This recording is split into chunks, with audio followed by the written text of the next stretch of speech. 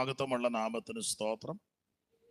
ഈ പകലും അവിടുന്ന് അനുവദിച്ചത് കൊണ്ട് നമുക്ക് ഒന്നിച്ച് ദൈവത്തെ ആരാധിപ്പാൻ ലഭിച്ച വിലപ്പെട്ട അവസരത്തിനായിട്ട് സ്തോത്രം ചെയ്യുന്നു. എല്ലാ പ്രിയപ്പെട്ടവരെയും കർത്താവ് അനുഗ്രഹിക്കട്ടെ. ദൈവദാസന്മാരെ എല്ലാവരെയും ഓർത്ത് ദൈവത്തെ സ്തുതിക്കുന്നു.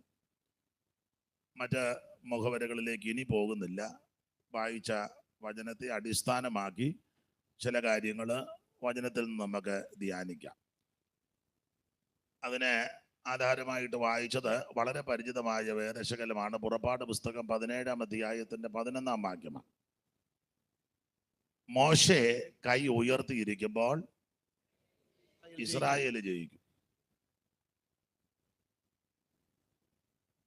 ദൈവത്തിന്റെ ജനമാകുന്ന ഇസ്രായേല് മിസ്രയീം പുറപ്പെട്ട ഇവരെ കനാനിലേക്ക് പ്രയാണം ചെയ്യുന്ന ഭാഗമാണ്. ഏതാണ്ട് 40 കൊല്ലം കൊണ്ട് 42 ഇടങ്ങളിൽ പാളയമടിച്ചെന്ന. എന്നാൽ ശരിക്ക് പഠിച്ചാൽ 49 ഇടങ്ങളിൽ പാളയമടിച്ചു. 7 പാളയം ഏതാന്ന് ചോദിച്ചാൽ പുതിയതല്ല, അടിച്ചെടുത്ത് തന്നെ വീണ്ടും കൊണ്ട് ദൈവം അടിപ്പിച്ചു. നമ്മുടെ ആത്മീക ജീവിതത്തിലും അങ്ങനെയൊക്കെ സംഭവിക്കാം. ഞാൻ പറയാറുണ്ട്, മിക്കവരുടെയും ആത്മീക ജീവിതം പണ്ട് ഏണിയും പാമ്പും കളിക്കും പോലെ. നിങ്ങളെ കളിച്ചിട്ടില്ലെങ്കിലും കളി ചിലർക്കറിയാം. ഏണിയും പാമ്പും 1, 2, 3 അക്ക വിട്ടാന്നല്ലോ കളം. ചില അക്കത്ത് വരുമ്പം ഏണിയുടെ ചുവട് ഭാഗം അവിടെ, ചില അക്കത്ത് ചെല്ലുമ്പം പാമ്പിന്റെ വായ. അപ്പൊ കട്ട കുലുക്കി നോക്കിയപ്പം 2 തെളിഞ്ഞു. അപ്പൊ 1, 2 ഏണിയുടെ ചുവട്ടിൽ ചെന്ന് ഏണിയെ കൊണ്ട് നേരെ കയറിയ 30 വന്നു. ഒറ്റയടിക്ക് 30. 21 ദിവസത്തെ ഉപവാസ പ്രാർത്ഥനയ്ക്ക് നേരെ 30 കയറി. പിന്നെ 2 കുലുക്കി കൂത്ത് കഴിഞ്ഞ് അടിച്ചപ്പം 3 തെളിഞ്ഞത്. ഉടനെ 1, 2, 3 പാമ്പിന്റെ വായിൽ നേരെ 1 വന്നു. ആ കളി കണ്ടിട്ടില്ലേ?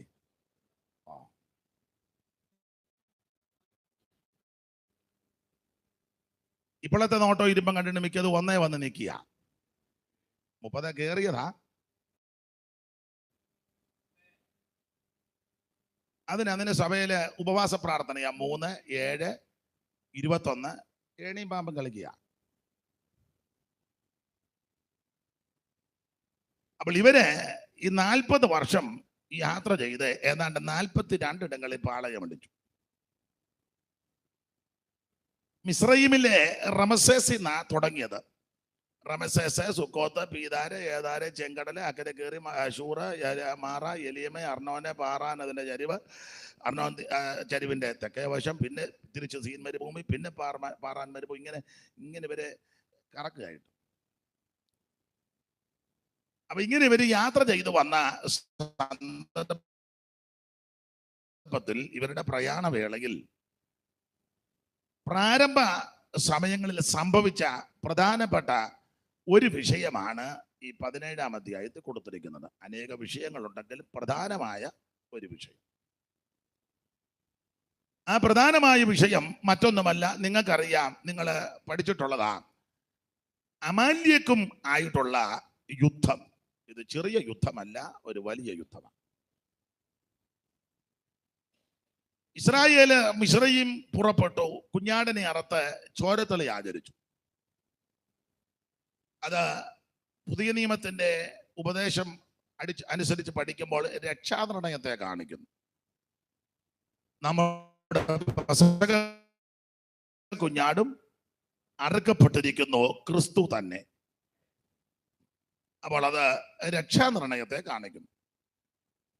രക്ഷിക്കപ്പെട്ട പ്രിയപ്പെട്ടവർ മിസ്രയീമിൽ പിന്നെയും കറങ്ങി നിന്നില്ല. അവര് മിസ്രയീം വിട്ടു.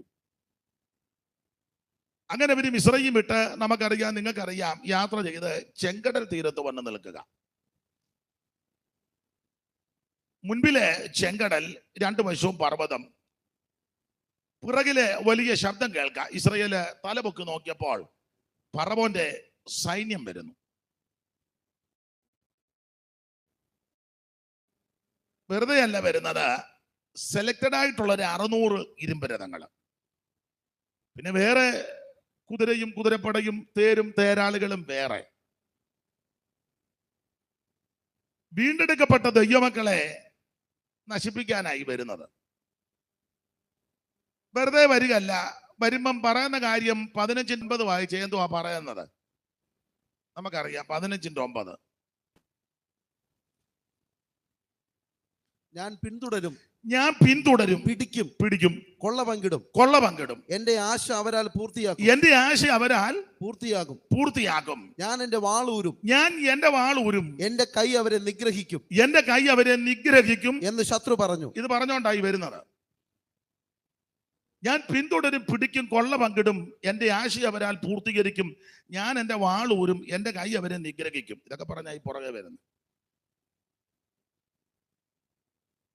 അപ്പൊ ഇതിന്റെ നടുവിൽ ദൈവമക്കൾ അലക്ഷ്യരായിട്ടും ഉദാസീനതയോടൊന്നും യാത്ര ചെയ്യരുത്. മനസ്സിലായല്ലോ? ഉഴപ്പി തല്ലരുതെന്നായി പറഞ്ഞത്.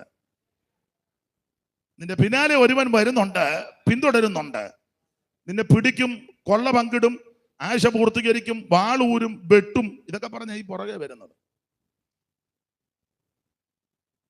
ഇപ്പൊ പിന്നെ അവര് പുറകെ വരുന്നില്ല, നമ്മൾ അവരുടെ പുറകെ വരുന്നത്.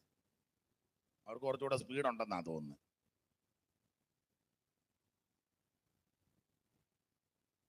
അപ്പൊ ഇങ്ങനെ ഇവര് പിന്നാലെ ഇസ്രായേലിനെ വകവരുത്തുവാൻ വരിക.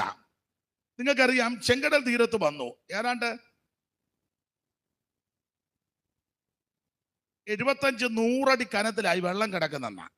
ഇവര് മറുകര കിടക്കേണ്ട ആ ഭാഗത്ത് വെള്ളത്തിന്റെ അടിക്കനക്ക ഏറ്റവും കുറഞ്ഞ ഭാഗത്ത് 75 അടിക്കനം, കൂടുതൽ 100 അടിക്കനം വെള്ളം കിടക്കുക. എങ്ങനെ മറുകര കിടക്കും?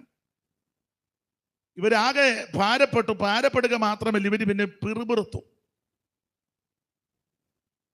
മിസ്രയീമിൽ ശവക്കുഴിയില്ലാഞ്ഞിട്ടാണോ നീ ഞങ്ങളെ ഇവിടേക്ക് കൊണ്ടുവന്നത്? ചോദ്യമൊക്കെ ചോദിച്ചു. പിന്നെ ചോദ്യവും ഉത്തരവും ഈ അവിശ്വാസത്തിന്റെ വാക്കായി പറയാനേ. വിശ്വാസത്തിന്റെ ഒരു വാക്കും അവിശ്വാസത്തിന്റെ ഒന്ന് ചാകുമെന്നുള്ളത് ഉറപ്പായി, 2 ഷാജ് പിടിക്കുമെന്നുള്ളതും ഉറപ്പായി, 3 അടക്കം എങ്ങനെ ആയിരിക്കും, നല്ല അടക്കം കിട്ടുമെന്ന് തോന്നുന്നു ഇല്ല, 4 അവിടെ ആയിരുന്നേ നേരും ചൊവ്വനും അടക്കായിരുന്നു. ഇതൊക്കെയായി അകത്തിരിക്കുന്നത്. അല്ല, ദൈവത്തിലൊന്നും വലിയ വിശ്വാസമില്ല. നമ്മളും ഈ കുത്തിയിരിക്കുന്നെങ്കിലും വലിയ വിശ്വാസമൊന്നും ഇല്ല. പിന്നെ ചൂടും പിടിച്ച് വന്ന് കുത്തിയിരിക്കുന്നല്ലോ, അത് വലിയ കാര്യമാണ്. പേരേ ഉള്ളു, വിശ്വാസമില്ല. തൊടുപുഴേന്ന് ഇടുക്കിക്ക് പോകുമ്പോൾ അവിടെ ബോർഡ് എഴുതി വെച്ചിട്ടുണ്ട്, 6ന്റെ കരയില് പാലാറ്, ഒരു തുള്ളി പാല് പോലും ഇല്ല.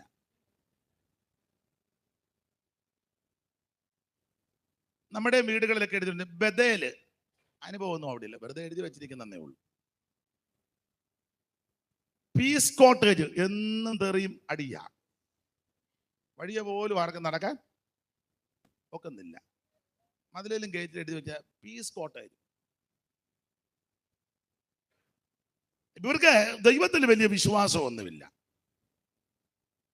മാമകബലം സ്തുതിയായ മാമകബലം സ്തുതിയായ മാമക ആയവൻ എനിക്കുള്ള രക്ഷയും ദൈവവുമാം, ആകയാലവനൊരു വാസസ്ഥലം ചമയ്പൻ, ആ പിതൃദേവനവൻ ഞാനവനെ പുകഴ്ത്തി പാടും, പരമനു പരിചോട് ഞാൻ വരും, അവനു സതതം ജയ പാടും, പരമനു പരിചോട് ഞാൻ. ശത്രു പറഞ്ഞു ഞാൻ പിന്നാലെ ചെല്ലും പിടിക്കും, ശത്രു പറഞ്ഞു ഞാൻ പിന്നാലെ ചെല്ലും പിടിക്കും, ശത്രു പറഞ്ഞു ഞാൻ പിന്നാലെ ചെല്ലും പിടിക്കും, വിദ്രുതമപകൃതം പത്രം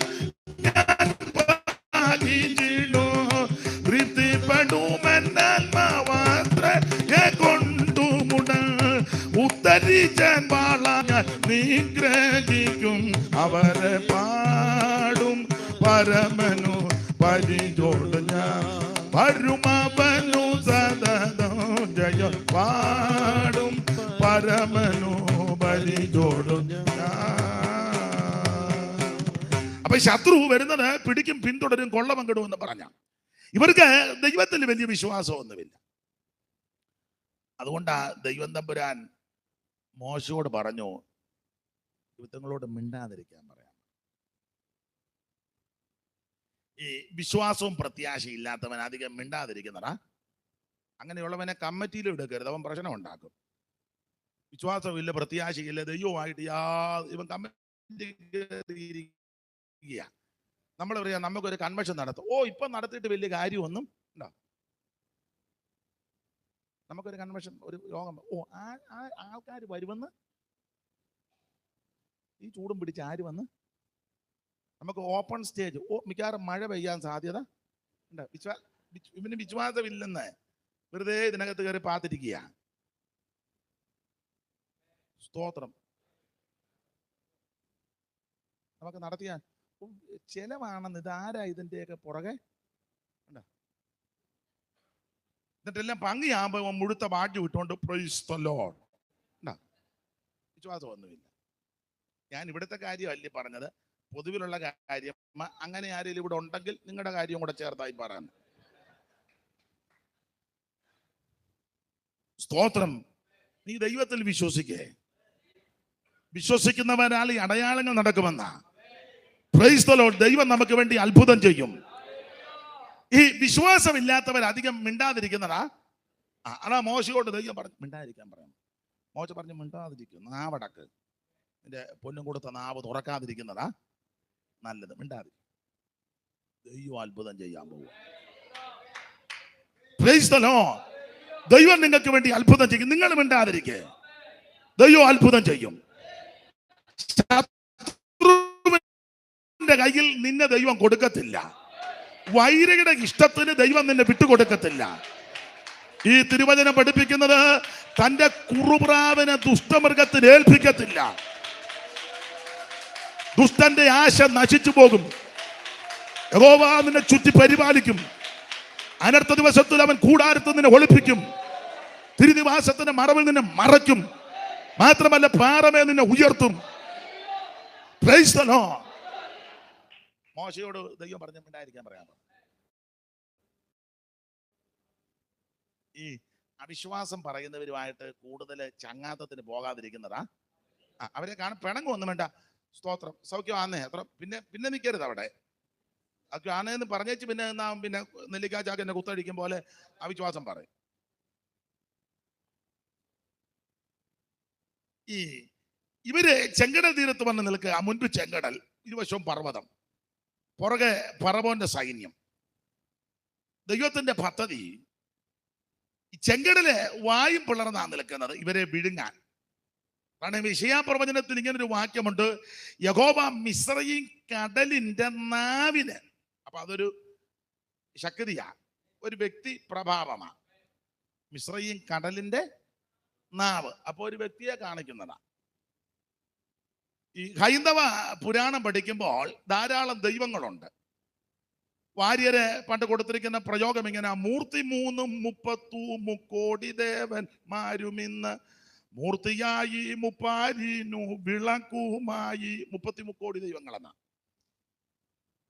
മൂർത്തി 3 കോടി ദേവന്മാരുമിന്ന് മൂർത്തിയായി മുപ്പാരിനു വിളക്കുമായി.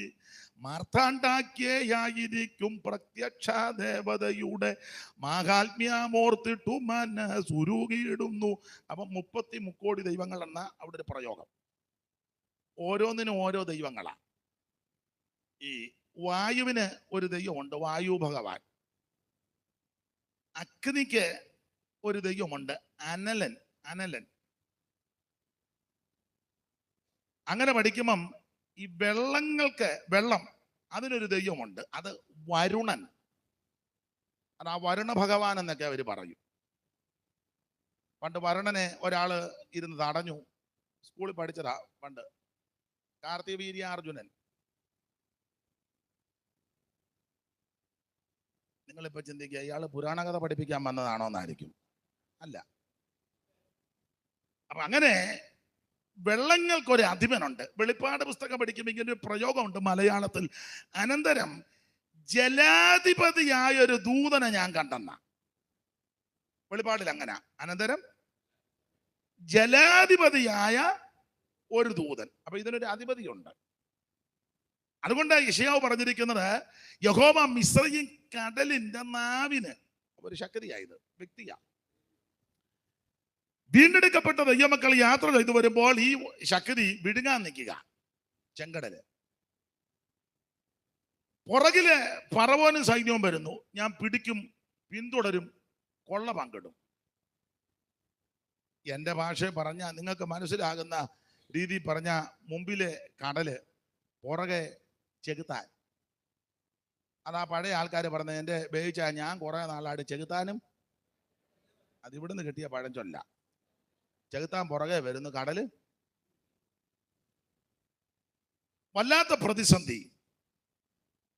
ദൈവം തമ്പുരാൻ ഒരു പദ്ധതി ചെയ്തു. ദൈവം ഒരു ദൂതനെ ഇഞ്ഞ് വിളിച്ചു. ദൂതനെ വിളിച്ചിട്ട് പറഞ്ഞു, നീ താഴോട്ട് ചെന്ന് ആ വായും പിളർന്ന് നിൽക്കുന്ന ചെങ്കടലുണ്ടല്ലോ, ഒരൊറ്റ അടി കൊടുക്കാൻ പറഞ്ഞു. ഒറ്റ അടി. കാരണം വീണ്ടെടുക്കപ്പെട്ടവരെ എനിക്ക് മറകര എത്തിക്കണം. ആ വായും പിളർന്ന് നിൽക്കുന്നവനിട്ട് ഒറ്റ അടി കൊടുക്കാൻ പറഞ്ഞു. ഈ ദൈവത്തിന്റെ രഥങ്ങൾ കോടി കോടി ആയിരം ആയിരമാ. ഇഷ്ടംപോലെ ദൂതന്മാരാ, കോടിക്കണക്കിനാ. നമ്മള് പണ്ടൊരു പാട്ട് പാടില്ലേ, കോടി കോടി ദൂതരുമായി യേശുരാജൻ വരുന്നേരം മരിച്ചവർ ഉയർത്തിയിടും, വിശുദ്ധന്മാർ പറന്നിടും, കോടി കോടി ദൂതരുമായി.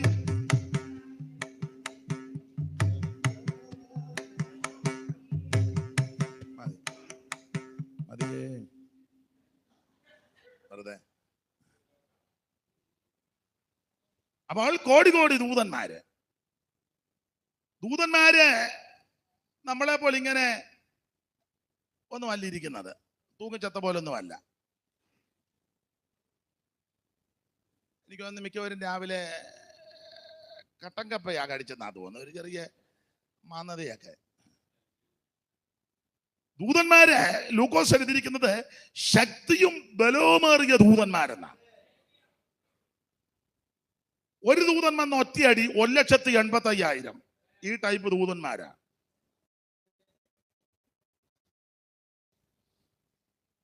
വേറൊരു ദൂതൻ തന്നത് ഒറ്റയടി, അന്നേരം കൃമിക്കരയായി.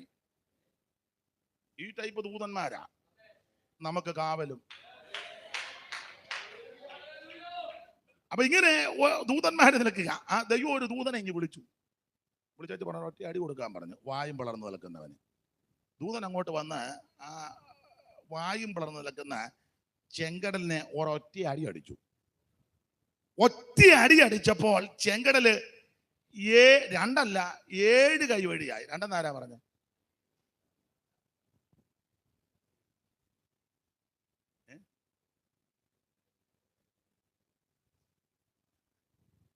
ഏഴ് കൈവഴിയായെന്ന ഒരു വാക്യം ഒന്ന് വായിച്ചേ. യെശയ്യാ പ്രവചനം 13:15 ഒന്ന് വായിച്ചേ. 11 വായിച്ചേ.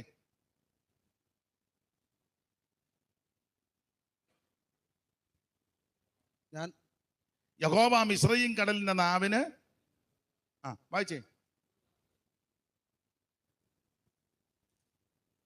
യഹോവ മിസ്രയീം കടലിന്റെ നാവിന് ഉന്മൂലനാശം വരുത്തും. അവൻ ഉഷ്ണക്കാറ്റോടുകൂടെ നദിയുടെ മീതെ കൈ ഓങ്ങി അതിനെ അടിച്ച് 7 കൈവഴികളാക്കി ചെരുപ്പ് നനയാതെ കടക്കുമാറാക്കി. അങ്ങനെ കടത്തി. ഈ വായും പിളർന്നു നിന്ന് വൈരിക ദൂതൻ വന്നൊരു ഒറ്റയ്ക്ക് ഉഷ്ണക്കാറ്റെന്ന ഉഷ്ണക്കാറ്റോട് കൂടി നദിയുടെ മേൽ കൈ ഓങ്ങി അതിനെ അടിച്ചെന്ന. അവൻ കാറ്റുകളെ തന്റെ ദൂതന്മാരും അഗ്നിയാലയെ തന്റെ കാറ്റ്. Price the Lord. അപ്പൊ ഒരു ദൂതൻ ഇങ്ങോട്ട് വിളിച്ച് പറഞ്ഞ വാ വളർന്ന് നിൽക്കുന്നവനോട് ഒറ്റ അടി അടിക്കാൻ പറഞ്ഞു. ദൂതൻ വന്ന് ഒറ്റ അടി, എന്റെ ഭാഷ പറഞ്ഞ പുറം കൈക്ക് ഒരടി അടിച്ചപ്പോ 7 കൈവഴിയായിട്ട് വാ വളർന്നവനെ അടിച്ച് 7 കൈവഴിയായി ചെതറിച്ച് ചെരുപ്പ് നനയാതെ മറകര കീറി. നല്ല ഉണങ്ങിയ നിലം. നമ്മള് പണ്ട്, ഇപ്പൊ അങ്ങനത്തെ പാട്ടൊന്നും അധികം പാടുന്നില്ല. പണ്ടൊരു വരി ഉണ്ടായിരുന്നു, തുവർനിലമാക്കിയെന്ന.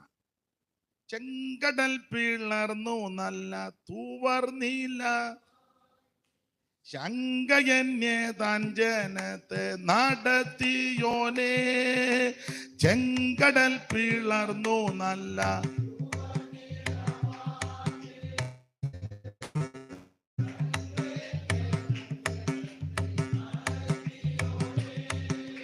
മിസ്രയീം സൈന്യത്തെ ന്യായം വിധിച്ചവനെ.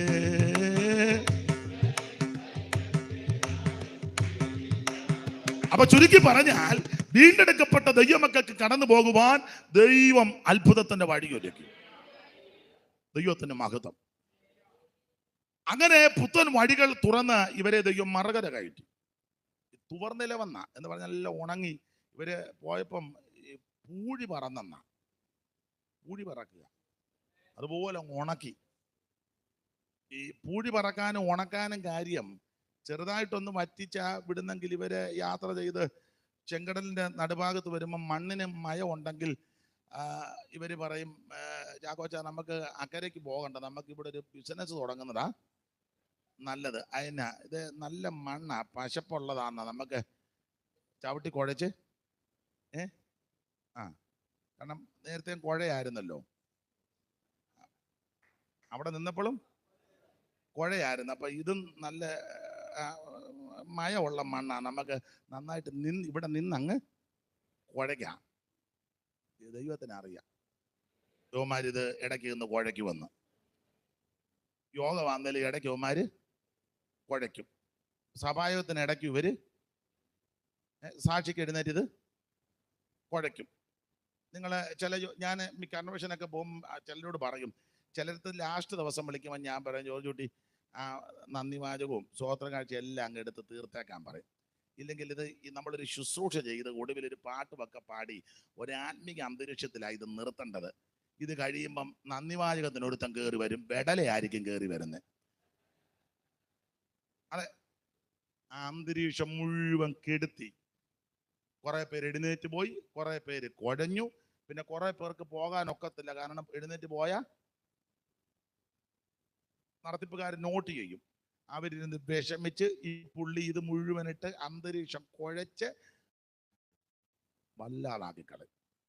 അതുകൊണ്ട് ഞാൻ ഒടുവിലത്തെ ദിവസങ്ങളിലൊക്കെ എന്നെ വിളിക്കുന്നിടത്ത് പറയും, പ്രസംഗത്തിന് മുമ്പ് സ്വോത്ര കാഴ്ച കൊണ്ടാണ് നന്ദി പറയുന്നെങ്കിൽ അതെ. പിന്നെ ഞങ്ങളുടെ ഇവിടെ യോഗ നമുക്ക് ഞാൻ നന്ദി ഒന്നും പറയേണ്ട കാര്യമില്ല.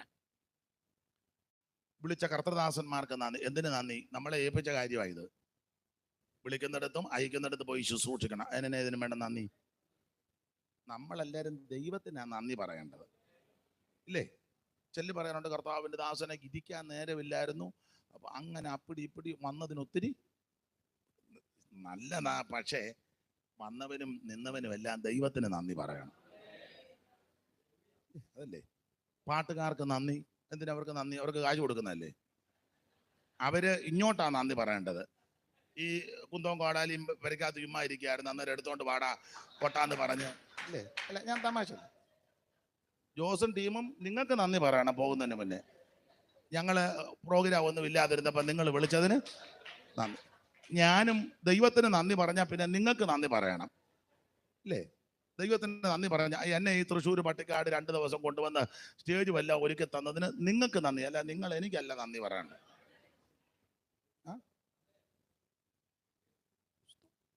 മൈക്ക് സെറ്റുകാർക്ക് നന്ദി. ഇതെല്ലാം കൂടെ ചുമ്മാ വരയ്ക്കകത്ത് വെച്ചുകൊണ്ടിരിക്കുക. അന്നേരം അത് ഇവിടെ കൊണ്ടുവന്ന് വർക്ക് ചെയ്ത് അല്ലേ, ഇതെല്ലാം പോവുകയല്ലേ. അപ്പം മോനും അവർക്ക് നന്ദി പറയണം, വേണ്ടേ? നമ്മളെല്ലാവരും ദൈവത്തിന് നന്ദി പറയണം. ഞങ്ങളുടെ ചെല്ലി പറയാനുണ്ട്, ഞങ്ങളുടെ സഭയിലെ സഹോദരന്മാർ നന്നായിട്ട് കഷ്ടപ്പെട്ടു. സഹോദരി നമ്മളെ ഏൽപ്പിച്ച കാര്യമല്ലേ. പിന്നെ തൃശ്ശൂർ അമ്പലത്തിൽ നിന്ന് പൂജാരി വന്ന് ചെയ്യുമോ ഇത്?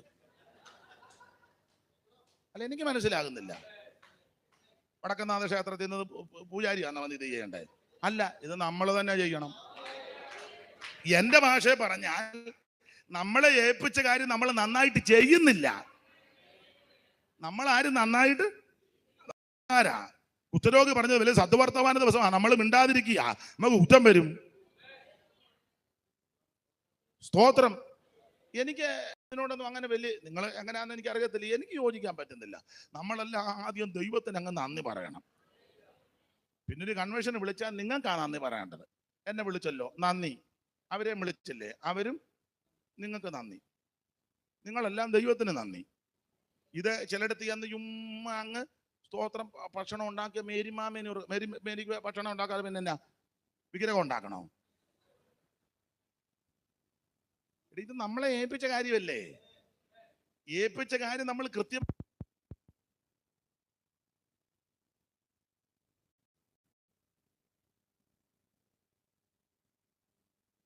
അന്ത്യകാലം പെന്തക്കോസ്തിൻ വേലയാണ്. ചന്തമോടെ സേവ ചെയ്താൽ സ്വന്തം നാട്ടിൽ പോയിടാമേ. ചന്തമോടെ സേവ ചെയ്താൽ സ്വന്തം നാട്ടിൽ പോയിടാമേ. ഓ വീണ്ടെടുക്കപ്പെട്ട കൂട്ടമേ, മുണർന്നു രക്ഷകന്റെ വേല ചെയ്യുവിൻ. അപ്പൊ ശ്രദ്ധിക്കുക, ഞാനും നിങ്ങളും ദൈവത്തിന് നന്ദി പറയണം. നമ്മളെ ഏൽപ്പിച്ച കാര്യം നമ്മൾ നന്നായിട്ട് ചെയ്യുന്നില്ല, നമ്മൾ കുറ്റക്കാരാ. Praise the Lord, praise the Lord. അതുകൊണ്ട് എൻ്റെ ഒരു അഭിപ്രായമായി എല്ലാവരും ഒന്നും യോജിക്കില്ല. അങ്ങനെയുള്ള ചടങ്ങുകളെല്ലാം അങ്ങ് പോലീസുകാർക്ക് നന്ദി. പോലീസുകാർക്ക് നന്ദി എന്തിനാ? നമ്മൾ ചെല്ലാൻ എഴുതി കൊടുത്തതല്ലേ, കാശ് അടച്ചല്ലേ. ഇപ്പൊ എത്ര രൂപയാ എടുത്തില്ലേ? കൊടുത്തല്ലേ, പിന്നെ എന്തിനാ നന്ദി? എടാ, അവരവിടെ ഇരിക്കുന്നത് ഇത് ഇങ്ങനെയുള്ള കാര്യങ്ങൾ ചെയ്തു തരാനാ. അത് നോക്കി മറ്റവർക്കും ചെയ്തു കൊടുക്കുന്നില്ലേ?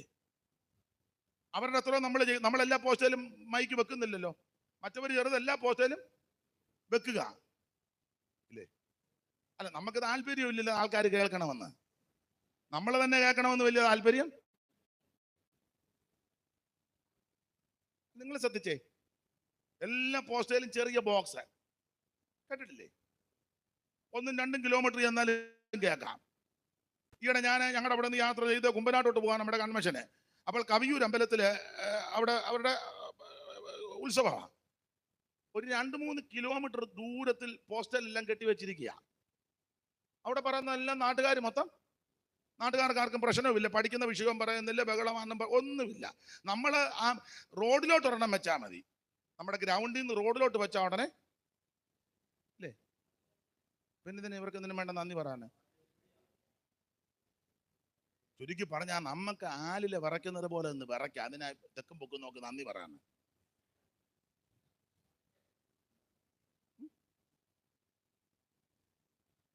എല്ലാവരും ദൈവത്തിന് നന്ദി പറ. സ്തോത്രം, സ്തോത്രം. പന്തലും സ്റ്റേജ് വിട്ടവർക്ക് നന്ദി. ഈ കാലും കോലും എല്ലാം ചുമ്മാ ഇരിക്കുകയല്ലായിരുന്നോ അല്ലേ? അപ്പൊ അത് കൊണ്ടുവന്ന് ഇടാൻ അവസരം ഒരുക്കി അവർക്ക് ദൈവത്തിന് നന്ദി പറയിച്ച് അവർക്ക് നന്ദി പറയണം. നിങ്ങൾക്ക് മനസ്സിലാകാഴിയാണോ അതോ എന്നെ പൊട്ടം കളിക്കുകയാണോ? എല്ലാവരും ദൈവത്തിന് നന്ദി പറ. ദൈവത്തിന് മഹത്വം, ദൈവത്തിന് മഹത്വം. Price the Lord. അപ്പൊ തുവർനിലം ഒരുക്കി ദൈവം ഇവരെ മറകര കയറ്റി. ഒരെണ്ണം പോലും നഷ്ടപ്പെട്ടു പോയില്ല. അക്കരെ കയറിയ ദൈവമക്കൾ പുറകോട്ട് നോക്കിയപ്പോൾ പിന്നാലെ പാഞ്ഞു വന്ന് ഒന്നിനെയും കാണാനില്ല. ഇവര് ദൈവത്തെ മഹത്വപ്പെടുത്താൻ തുടങ്ങി. നിങ്ങൾക്കറിയാം, പുറപ്പാട് പുസ്തകം 15-ാം അധ്യായത്തിന്റെ 1 മുതൽ സഹോദരന്മാരെല്ലാം കൂടെ പാട്ട് പാടാൻ തുടങ്ങി. പുറപ്പാട് 15-ന്റെ 1 മുതൽ പുറപ്പാട് 15-ന്റെ 19 വരെ സഹോദരന്മാരെല്ലാം കൂടെ പാട്ട് പാടി ദൈവത്തെ മഹത്വപ്പെടുത്തി. 20-ാമത്തെ വാക്യം വന്നപ്പോൾ മിരിയാം തപ്പെടുത്ത് സഹോദരിമാർക്ക് ഉണർവുണ്ടായി. അഹരോന്റെ സഹോദരി മിരിയാം എന്ന പ്രവാചകി കയ്യിൽ തപ്പെടുത്ത് സ്ത്രീകളെല്ലാം കൂടെ ചേർന്ന് ദൈവത്തെ തപ്പുകളോടും നൃത്തങ്ങളോടും കൂടെ അവളുടെ പിന്നാലെ ചെന്നു. മിരിയാം അവരോട് പ്രതിഗാനമായി ചൊല്ലിയത്, യഹോവയ്ക്ക് പാട്ടുപാടുവിൻ, അവൻ മഹോന്നതൻ. അപ്പൊ ശ്രദ്ധിക്കുക, ഇവരെല്ലാവരും കൂടെ ദൈവത്തെ പാടി മഹത്വപ്പെടുത്തി. നിരവധി പാട്ട് പാടി ഇവർ ദൈവത്തെ സ്തുതിച്ചു. അതാണ് പുറപ്പാട് 15. എത്ര പാട്ട് പാടിയെന്നോ എത്ര നേരം പാടിയെന്നോ എഴുതിയിട്ടില്ല. അനേക പാട്ട് പാടി കാണും.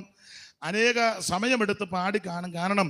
പാടാൻ കാരണം 13-ാം സങ്കീർത്തനം 6 യഹോവ എനിക്ക് നന്മ ചെയ്തിരിക്കൊണ്ട് ഞാൻ അവന് പാട്ട് പാടും.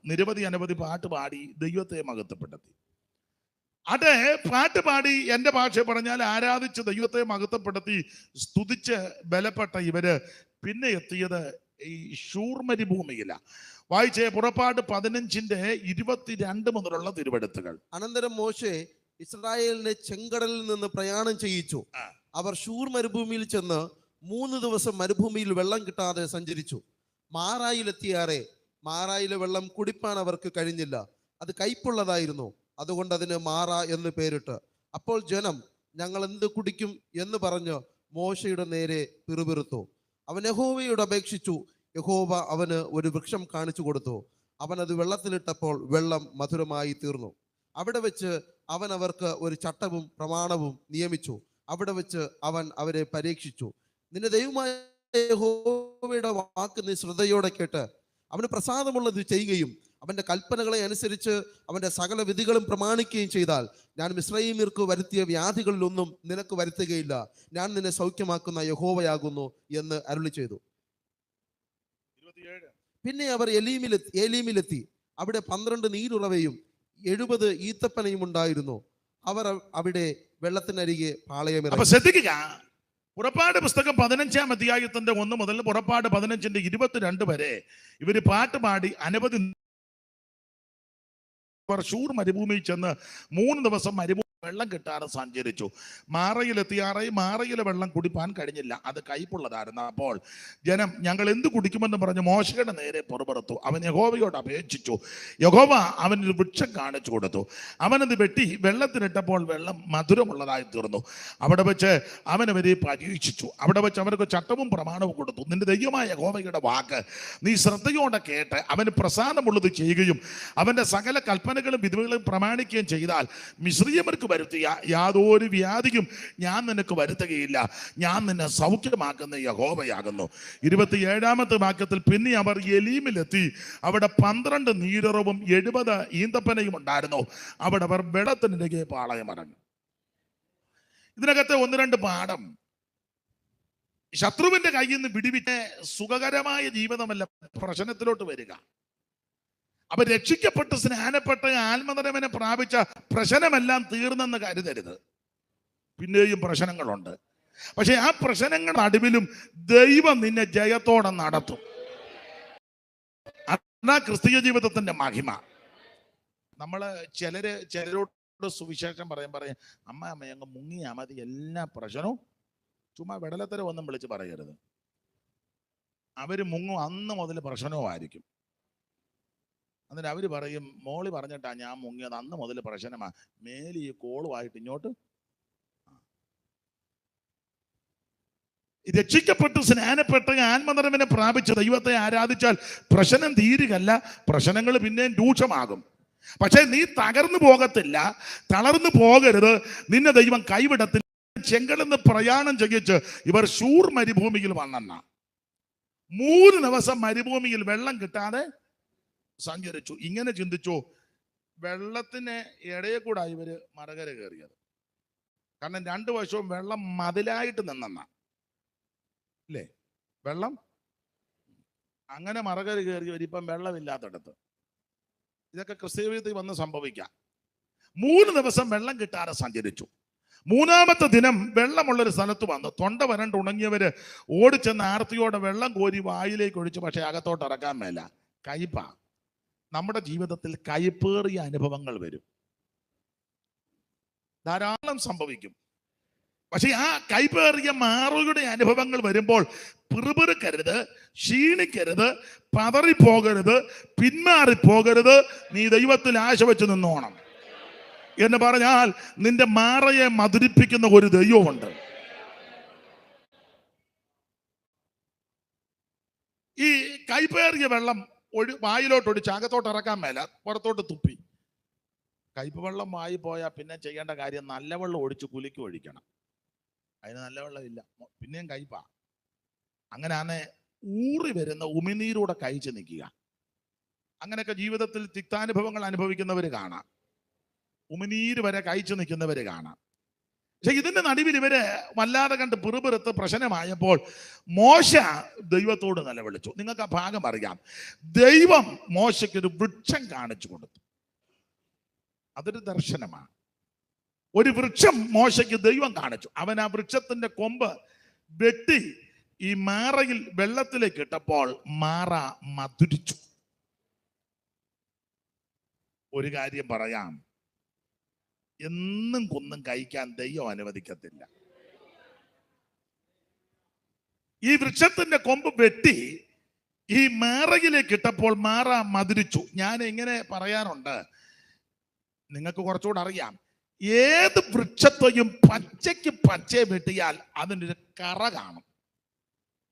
അങ്ങനെയെങ്കിൽ മോശ വൃക്ഷത്തിന്റെ കൊമ്പ് വെട്ടി ഈ മാറയിലേക്ക് ഇട്ടപ്പോൾ, എൻ്റെ ചിന്തയും കൂടെ ചേർത്ത് പറയുക, ഇഷ്ടമുണ്ട് യോജിച്ചാൽ മതി, വൃക്ഷത്തിന്റെ കറ ഈ മാറയിലേക്ക് ലയിച്ചപ്പോൾ അത് മധുരമുള്ളതായി. ഈ വൃക്ഷം ഏതെന്ന് ചോദിച്ചാൽ യേശു ക്രിസ്തുവാകുന്ന വൃക്ഷം. കർത്താവ് ഒരിക്കൽ ഇങ്ങനെ പറഞ്ഞു, പച്ച മരത്തോട് ഇങ്ങനെ ചെയ്താൽ ഉണങ്ങിയതിനോട്. അപ്പോൾ നല്ല വൃക്ഷമാകുന്ന ക്രിസ്തുവേശു. വേദപുസ്തകത്തിൽ മനുഷ്യരെ വൃക്ഷങ്ങളോട് ഉപമിച്ചിട്ടുണ്ടല്ലോ. യോസേപ്പ് ഫലപ്രദമായ സ്തോത്രം, വൃക്ഷങ്ങളെല്ലാം കൂടെ പണ്ട് രാജാവിനെ അന്വേഷിക്കാൻ പോയല്ലോ, സ്തോത്രം. അപ്പൊ അതെല്ലാം വ്യക്തികളെ കാണിക്കുന്ന സംഭവങ്ങളുണ്ട്. ഈ വൃക്ഷം യേശു ക്രിസ്തുവാകുന്ന വൃക്ഷം. അങ്ങനെയെങ്കിൽ 33 തിരുവയസ്സിൽ നല്ല വൃക്ഷമാകുന്ന യേശു ക്രിസ്തുവിനെ കാൽവറിയിൽ വെട്ടുകിട്ടപ്പോൾ അവിടുത്തെ തായ്തടിയാകുന്ന ശരീരത്തിൽ നിന്ന് ഒലിച്ചിറങ്ങിയ കറയാകുന്ന രക്തം എന്റെയും നിങ്ങളുടെയും പ്രശ്നമാകുന്ന മാറയിലേക്ക് ലയിച്ചപ്പോൾ ആ മാറ മധുരിച്ചു. എന്ന് പറഞ്ഞാൽ യേശുവിന്റെ രക്തത്തിന് ശക്തിയുണ്ട്. യേശു ക്രിസ്തുവിന്റെ രക്തം സകല പാപങ്ങളും പോക്കുന്നതിനെ ശുദ്ധീകരിക്കും. യേശുവിന്റെ രക്തം നിന്റെ പാപത്തെ മോചിക്കുന്ന രക്തം. യേശുവിന്റെ രക്തം നിന്റെ രോഗത്തിന് സവിക്കം തരുന്ന രക്തം. യേശുവിന്റെ രക്തം നിന്റെ മാറയെ മധുരിപ്പിക്കുന്ന രക്തം. ഇന്ന് പകൽ ഏതേലും വിഷയത്തിൽ കൈപ്പോടെ ഭാരത്തോടെ കടന്നു വന്ന ദൈവ പൈതലേ, നിരാശപ്പെട്ടു പോകരുത്, തളർന്നു പോകരുത്, മടുക്കരുത്. യേശു ക്രിസ്തുവിന്റെ പരിശുദ്ധ രക്തം നിന്റെ മാറയെ മധുരിപ്പിക്കും. ഹല്ലേലൂയ. ആ വൃക്ഷത്തിന്റെ കറ മാറയിലേക്ക് ലയിച്ചതുപോലെ യേശു ക്രിസ്തുവാകുന്ന നല്ല വൃക്ഷത്തിലെ കറയാകുന്ന രക്തം നമ്മുടെ പ്രശ്നമാകുന്ന മാറയിലേക്ക് ലയിച്ചപ്പോൾ അത് മധുരമുള്ളതായി. ഇന്ന് പകൽ മനോവേദനയോടെ കൈപ്പോടെ ആരെങ്കിലും എന്നെ കേൾക്കുന്നെങ്കിൽ, ഇവിടെ വന്നിട്ടുണ്ടെങ്കിൽ, ദൂരത്തിരുന്ന് കേൾക്കുന്നെങ്കിൽ, നിന്റെ മാറയെ മധുരിപ്പിക്കുന്ന ഒരു നല്ല കർത്താവുണ്ട്. Praise the Lord, praise the Lord. നിരാശയോടായിരിക്കും വന്നത്, പക്ഷെ അങ്ങനെ തിരിച്ചു വിടത്തില്ല. രട്ടടിച്ച് സന്തോഷത്തെ ഉടിപ്പിച്ച് നിന്റെ വിലാപത്തെ നൃത്തമാക്കി അവന് വിഷണ്ണ മനസ്സിന് സ്തുതി എന്ന മേലാട നൽകി. Price the Lord. നിന്റെ മാറയെ മധുരിപ്പിക്കുന്ന ദൈവത്തിന്റെ വ്യാപാര ശക്തി. ദൈവത്തിന് മഹത്വം, ദൈവത്തിന് മഹത്വം, ദൈവത്തിന് മഹത്വം, ദൈവത്തിന് മഹത്വം, ദൈവത്തിന് മഹത്വം, ദൈവത്തിന് മഹത്വം. നമ്മുടെ മാറയെ മധുരിപ്പിക്കുന്ന ദൈവകൃപ.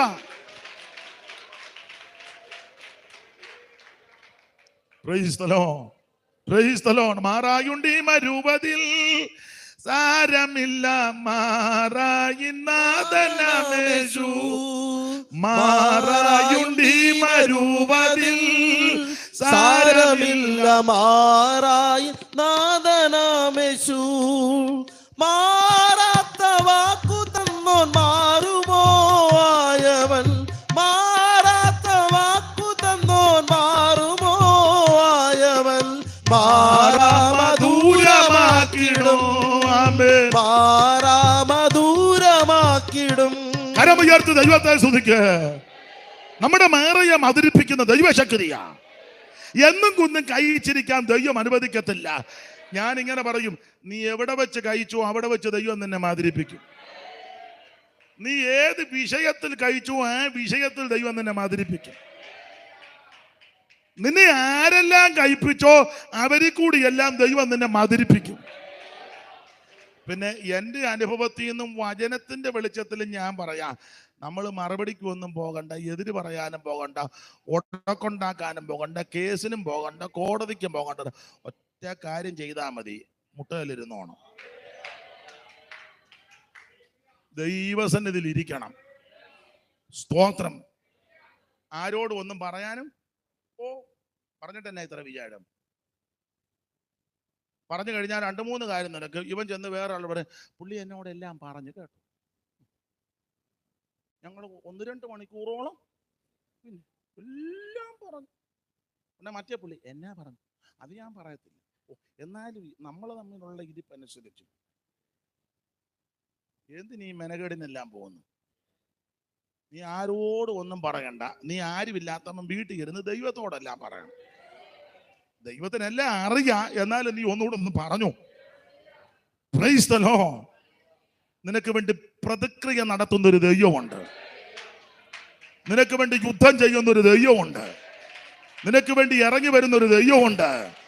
നിനക്ക് വേണ്ടി അത്ഭുതം ചെയ്യുന്ന ഒരു ദൈവമുണ്ട്. നിന്റെ മാറയെ മതിരിപ്പിക്കുന്ന ഒരു ദൈവമുണ്ട്. ഹല്ലേലൂയ. അപ്പൊ എന്നും കുന്നും കഴിക്കാൻ ദൈവം അനുവദിക്കത്തില്ല. എവിടെ വെച്ച് കഴിച്ചോ അവിടെ വെച്ച് മതിരിപ്പിക്കും. ഏതിൽ കഴിച്ചോ ആ വിഷയത്തിൽ മതിരിപ്പിക്കും. നിന്നെ ആരെല്ലാം കഴിപ്പിച്ചോ അവരിൽ കൂടിയൊക്കെ ദൈവം. ഞാൻ എപ്പോഴും പറയും, നിങ്ങൾക്കറിയാം, ഈ ചേട്ടന്മാരെല്ലാം കൂടെ ആ യോസേപ്പിനെ കഴിപ്പിച്ചേ അല്ലേ? വെളിയിൽ നിന്നുള്ള ആൾക്കാരല്ല, അകത്തുള്ളവർ തന്നെ. ഈ BJP RSS ഒന്നും അല്ല നമ്മുടെ വിഷയം. നമ്മുടെ വിഷയം പെന്തിക്കോസാ.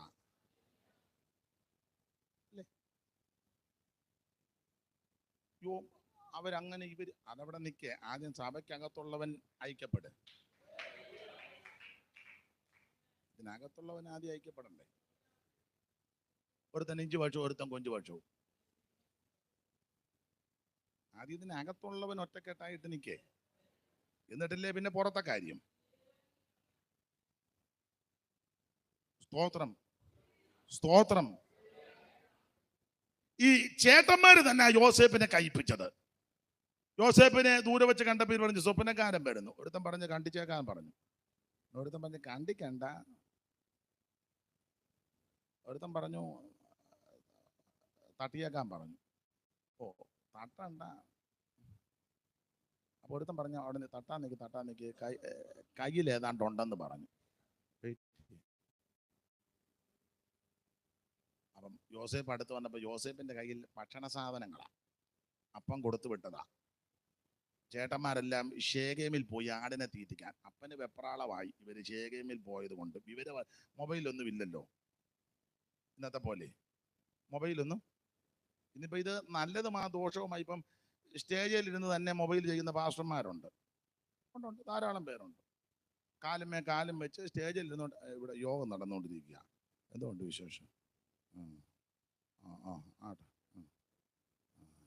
കുഴപ്പമില്ല. എന്താ വന്നു? നമ്മൾ സ്റ്റേജിലിരുന്ന് ഒരു മൊബൈൽ സംസാരിച്ചാൽ വിശ്വാസി ഫ്രണ്ട് ഇരുന്ന് 3 മൊബൈൽ സംസാരിക്കും. ഒക്കെ നിങ്ങൾക്ക് നിന്റെ ഫോട്ടോയും കൂടെ എടുക്കും. വിശ്വാസിയെ പിന്നെ പറഞ്ഞിട്ട് വല്ല കാര്യമുണ്ടോ? സ്തോത്രം. അന്ന് മൊബൈൽ സംവിധാനം ഒന്നുമില്ലല്ലോ. അപ്പൊ ഒരുത്തൻ പറഞ്ഞ് വെയിറ്റ് ചെയ്യുക, കയ്യിൽ ഏതാണ്ട് ഉണ്ടെന്ന് പറഞ്ഞു. അപ്പം കൊടുത്തു വിട്ടതാ. കാരണം ഇവര് ഷേഗേമിലോട്ടാ പോയത്. അപ്പന് വെപ്രാളമായി ഷേഗേമിൽ പോയത് കൊണ്ട്. അതെന്നാന്ന് ചോദിച്ചാൽ പണ്ട് ഷേഗേം പൗരന്മാരുമായിട്ട് ഉടക്കുണ്ടാക്കിയതാ പെങ്ങടെ വിഷയത്തിൽ. ശിമിയോനും ലേവിയും കൂടെ വാളെടുത്ത് വേദനപ്പെട്ടിരുന്ന ഷേഗേം പൗരന്മാരെ വെട്ടിക്കൊന്നു. അതെല്ലാം കഴിഞ്ഞ വെച്ച് പയ്യെ ഇപ്പൊ ആടിനെ തീറ്റാൻ അങ്ങോട്ട് പമ്മിച്ചെന്നിരിക്കുക. അപ്പൊ അപ്പന് വെപ്രാളമായി. അപ്പന് വിവരം അറിയുന്നില്ല. അപ്പനോടത്ത് അവര് മിക്കവാറും ഇവനെ എല്ലാം തീർത്ത് കാണാം. അതുകൊണ്ടാണ് യോസേപ്പിനെ വിളിച്ചേച്ച് പറഞ്ഞു, ജ്യേഷ്ഠന്മാരുടെ ക്ഷേമമെല്ലാം അറിഞ്ഞേച്ച് ഒന്ന് വരണം. ഭക്ഷണ സാധനവും കൊടുത്തു വിട്ടു. യോസേപ്പ് അടുത്ത് വന്നപ്പോൾ ഇവർ നോക്കി ഭക്ഷണമൊക്കെ ഉണ്ട്. അതെല്ലാം ഇനി മേടിച്ചേച്ച് യോസേപ്പിനെ പിടിച്ച് പൊട്ടക്കിണറ്റിൽ തട്ടി. അവൻ കൊണ്ടുവന്ന ഭക്ഷണമൊക്കെ ഇഷ്ടമാണ്. അതെല്ലാം യുവമാര് കരക്കിരുന്ന് കഴിക്കുക. എല്ലാം വീതം വെച്ച് 5-10 പേരോട് ഇരുന്ന് കഴിക്കുക. കൊണ്ടുവന്നവൻ പൊട്ടക്കിണറ്റി. എന്നിട്ട് ഇവര് പാട്ടുമൊക്കെ പാടി പിന്നെ പ്രൈസ് ആൻഡ് വർഷിപ്പാ. ജീവനുള്ള സർവ്വത്തിനും ഭക്ഷണം നൽകുന്ന കൊണ്ടുവന്നവനോടാ.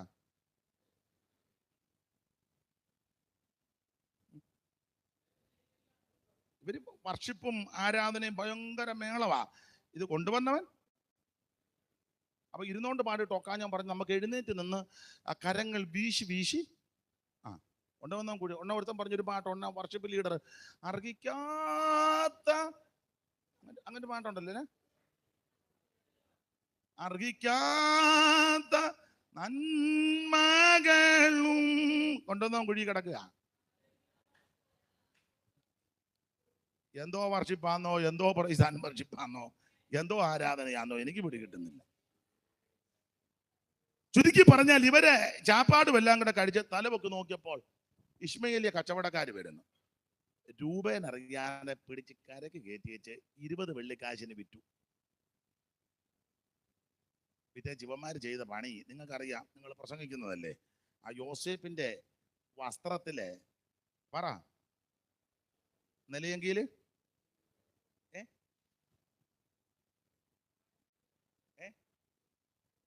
എല്ലാവരുടെ കടന്ന് ബഹളം ഉണ്ടാക്കാതെ ഒരാൾ പറഞ്ഞാൽ മതി. എഴുന്നേറ്റ് എന്ന് പറ. ആരുമില്ലേ?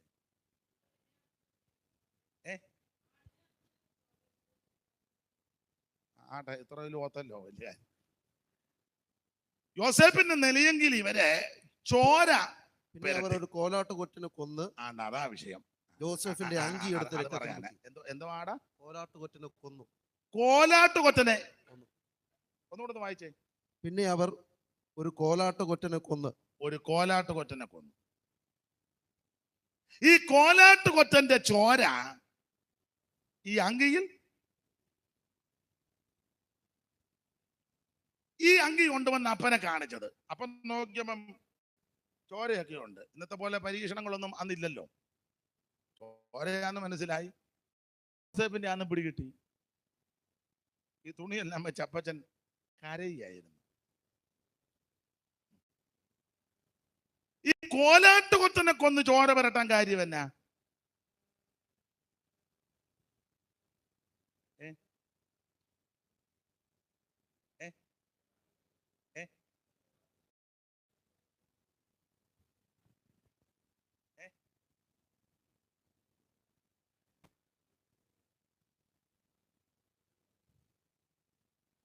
ഒരു ചെമ്മരിയാടിനെ അങ്ങ് കൊല്ലാൻ മേലായിരുന്നോ?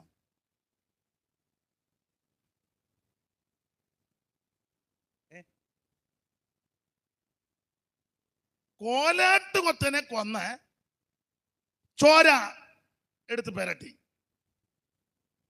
അതിന് കോലാട്ട് കൊത്തനെ കൊന്നത്. നിങ്ങള് വചനം അറിയാമല്ലോ.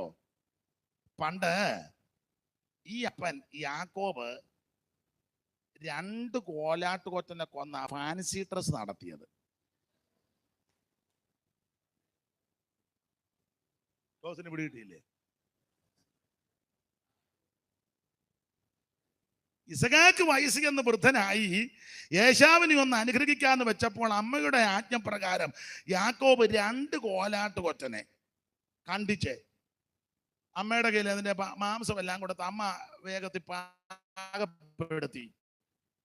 കോലാട്ട് കൊറ്റന്റെ തോലെല്ലാം അമ്മയും കൂടെ ചേർന്ന് ഫിറ്റ് ചെയ്ത് യുവജനോത്സവത്തിൽ പിള്ളേര് ഫാൻസി ഡ്രസ് നടത്തും പോലെ ജേക്കബിന്റെ ഫാൻസി ഡ്രസ്.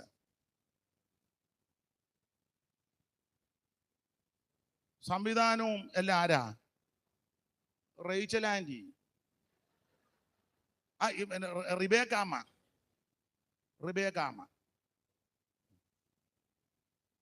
വിജയിച്ചു പ്രോഗ്രാം.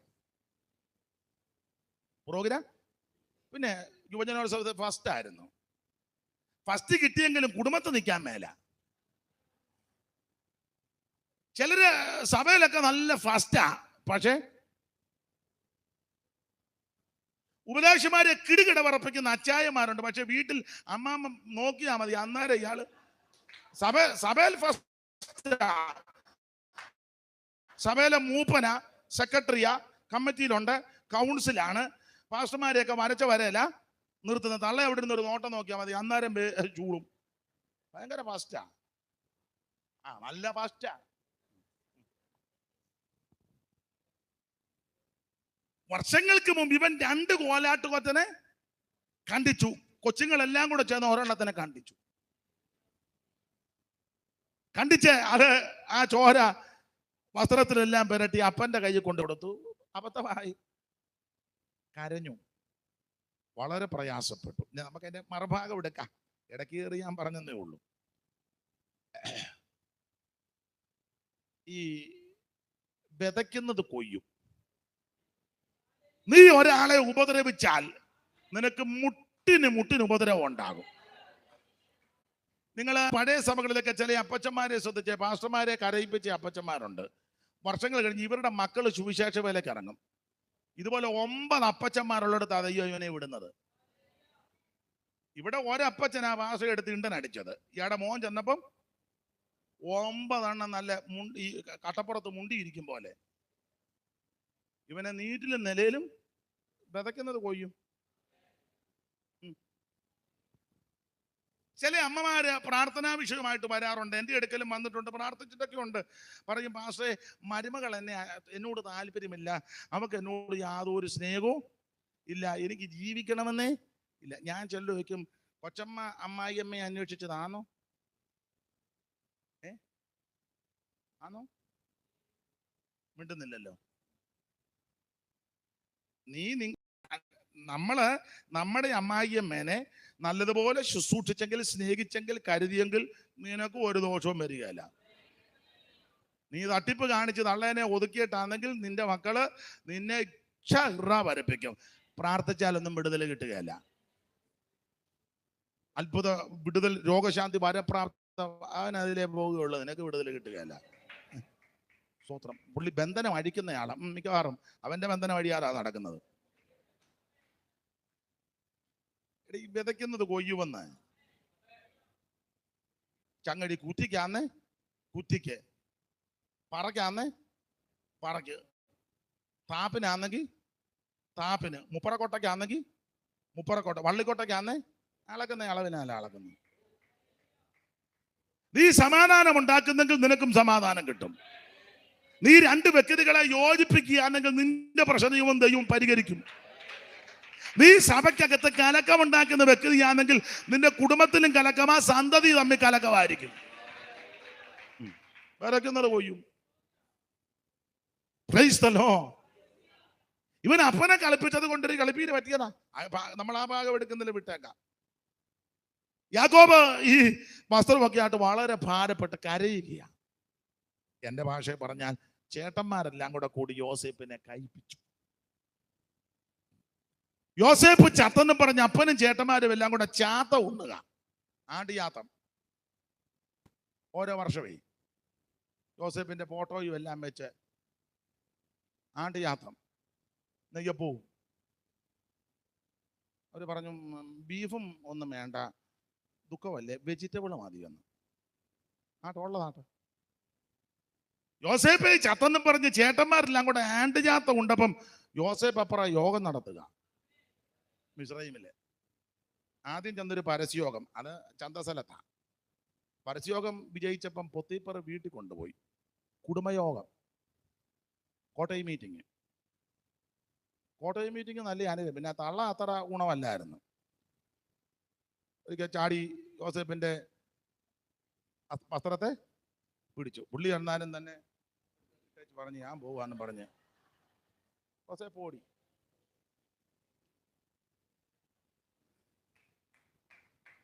അതല്ലേ എന്റെ ന്യായം. യോസേപ്പിന്റെ ചിന്ത, തുണി കൊടുത്താൽ 2 മീറ്റർ തുണിയുടെ കാര്യമുള്ളൂ, ജീവിതം പോയാലോ. 2 മീറ്റർ തുണി തള്ളയുടെ ഇരുന്നത് തള്ള അങ്ങ് എടുത്തോട്ടെ, 2ഓ 3ഓ ആയിക്കോട്ടെ, നമുക്ക് കടയിലോട്ട് ചെന്ന 5 മീറ്റർ മേടിക്കാം. ജീവിതം പോയാൽ ഏത് കടയിൽ ചെന്നാലാ ജീവിതം കിട്ടുന്നേ? നമ്മൾ ജവളിക്കടയിൽ ചെന്ന് ചോദിക്കുക, സ്തോത്രം പാപ്പച്ച അയച്ചിട്ട് ജീവിതം തരാൻ പറഞ്ഞ പുള്ളി പറയാം, എൻ്റെ ജീവിതം എന്നേ പോയി, പിന്നെ ഞാൻ ഈ കടയുള്ളത് കൊണ്ട് ഇങ്ങനെ ജീവിച്ചു പോവുക. ജീവിതം ഒന്നേ ഉള്ളൂ, അത് യേശുവിന് വേണ്ടി. Praise the Lord. മനുജ നിദാനമതു നിന്നയാതെ, മനുജ നിദാനമതു നിന്നയാതെ, മനുജ നിദാനമതു മനുജ നീ. മരണം വരുമേ നിന്റെ പണം നോട്ടി നേരം, തിരിയുമ്പോൾ അതിലല്ല ക്ഷണം പോട്ടി ചാരം. ശലോമോനും അറിയുമ കഴിഞ്ഞില്ലതാല്ലേ പരനെ വേഗം ശരണമാക്കി മരുവിടണം തരണിയിൽ മനുജ നിന്റെ ധനമതു നിനയാതെ മനുജ. അപ്പൊ ജീവിതം ഒരു കടയിലും കിട്ടത്തില്ല. തുണി പോയാൽ നമുക്ക് മേടിക്കാം. യോസേപ്പ് ഇത് ഇട്ടേച്ച് ഒരൊറ്റ ഓട്ടം.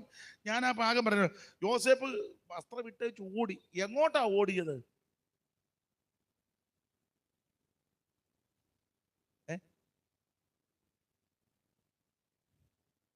എങ്ങോട്ടാ മനെ യോസേപ്പ് ഓടിയേ?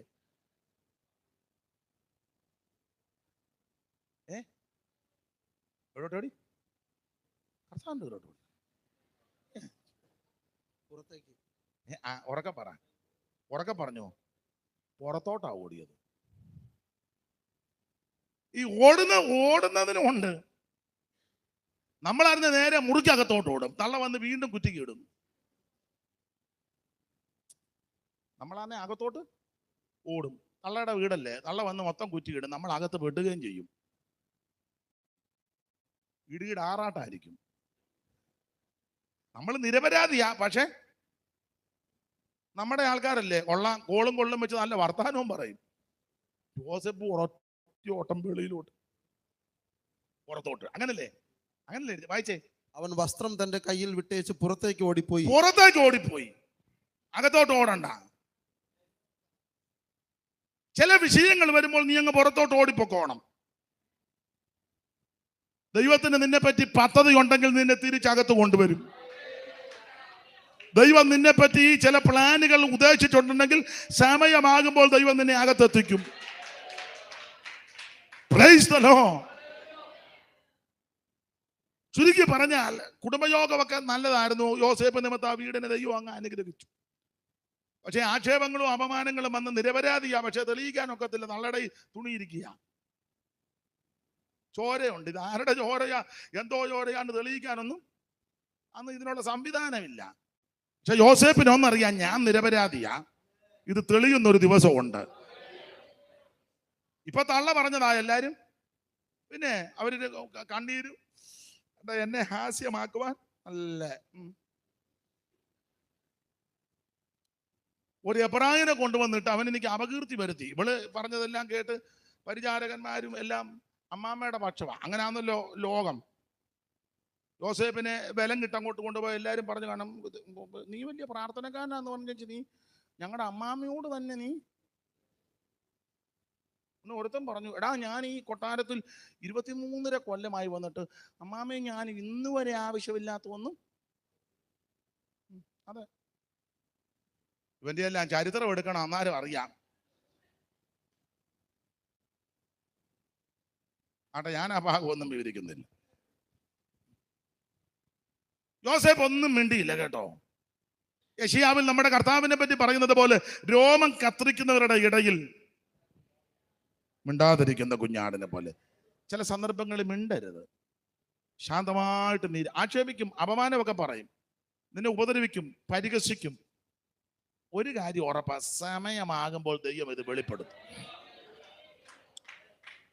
ദൈവത്തിന്റെ ടൈം ആകുമ്പോൾ. കാരണം യോസേപ്പ് ഈ വിധത്തിൽ കടന്നു പോകണമെന്നുള്ളത് ദൈവത്തിന്റെ ദിരികിതമാണ്. നിങ്ങൾ ആ 105 സങ്കീർത്തനത്തിന്റെ 17 ഒന്ന് വായിച്ചേ.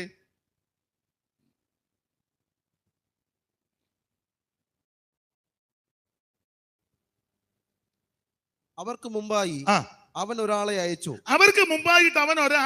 ദൈവം അയച്ചെന്നാ പറഞ്ഞ കേട്ടോ. യോസേപ്പിനെ ദൈവം അയച്ചെന്നാ. നിങ്ങൾ ഇങ്ങോട്ട് നോക്കിയേ, വായിക്കുന്ന ദൈവദാസം വായിച്ചാൽ മതി. ബാക്കി എല്ലാവരും എന്നെ നോക്ക്, കാണാൻ ചെതവൊന്നും ഇല്ലേലും എന്നെ നോക്ക്. നിങ്ങളെല്ലാം കൂടെ ഞാറ് നടും പോലെ കുടിഞ്ഞു കിടന്നാ ഞാൻ പിന്നെ ആരോട് പറയാനാ? മോൻ വായിച്ചു തന്നാ മതി, ബാക്കി എല്ലാവരും എന്നെ നോക്ക്. അവർക്ക് മുമ്പായി അവൻ ഒരാളെ അയച്ചു. അവർക്ക് ചേട്ടന്മാർക്ക് മുമ്പായി അവൻ ദൈവം ഒരാളിനെ അയച്ചു. ദൈവം അയച്ചെന്നാ പറയുന്നത്. യോസേഫിനെ അവർ ദാസനായി വിറ്റുവല്ലോ. അപ്പൊ യോസേഫിനെ ദൈവം അയച്ചു. ഈ ദൈവം അയച്ച വിധമാണ് നിങ്ങൾ ചിന്തിക്കേണ്ടത്. നമ്മൾ ആരെയെങ്കിലും വിദേശത്തോട്ടോ അല്ലെങ്കിൽ ഗൾഫ് നാട്ടിലൊക്കെ വിടുമ്പോൾ അയക്കുന്നത് സഭയിലുള്ളവരെ ബന്ധുക്കാരെയെല്ലാം വിളിച്ച് സെന്റോ മീറ്റിംഗ് വെച്ച് ഭയങ്കര യോഗമൊക്കെ വെച്ച് കാശുണ്ടെങ്കിൽ ഇതുപോലെ ഇവരെ പാട്ടുകാരെയും വിളിച്ച് പ്രസംഗിക്കാൻ കഴിവുള്ള ആൾക്കാരുണ്ടെങ്കിൽ അവരെയും കൂടെ ഒന്ന് വിളിച്ച് പിന്നെ എല്ലാവരും വന്ന് ആശംസയൊക്കെ പറഞ്ഞ് എന്ത് നല്ല അന്തരീക്ഷത്തിലാണെന്ന് അയക്കുന്നേ. വരുന്നവരെല്ലാം പറയും, എനിക്ക് പ്രിയ സാങ്കുട്ടിയെ പറ്റി പറയുമ്പോൾ അഭിമാനമുണ്ട്, സഭയുടെ ഒരു നെടുന്തൂണായിരുന്നു, എല്ലാ കാര്യത്തിനും. പക്ഷേ ഇപ്പോൾ ഗൾഫിൽ പോകുന്നതിൽ അതിയായ സങ്കടമുണ്ട്, പക്ഷേ പോകാതിരിക്കാൻ തരമല്ല. ആട്ടെ, ദൈവം നന്മയൊക്കെ കൊടുത്ത് തിരിച്ച് അങ്ങനെയൊക്കെയാണ് നമ്മൾ അയക്കുന്നത്.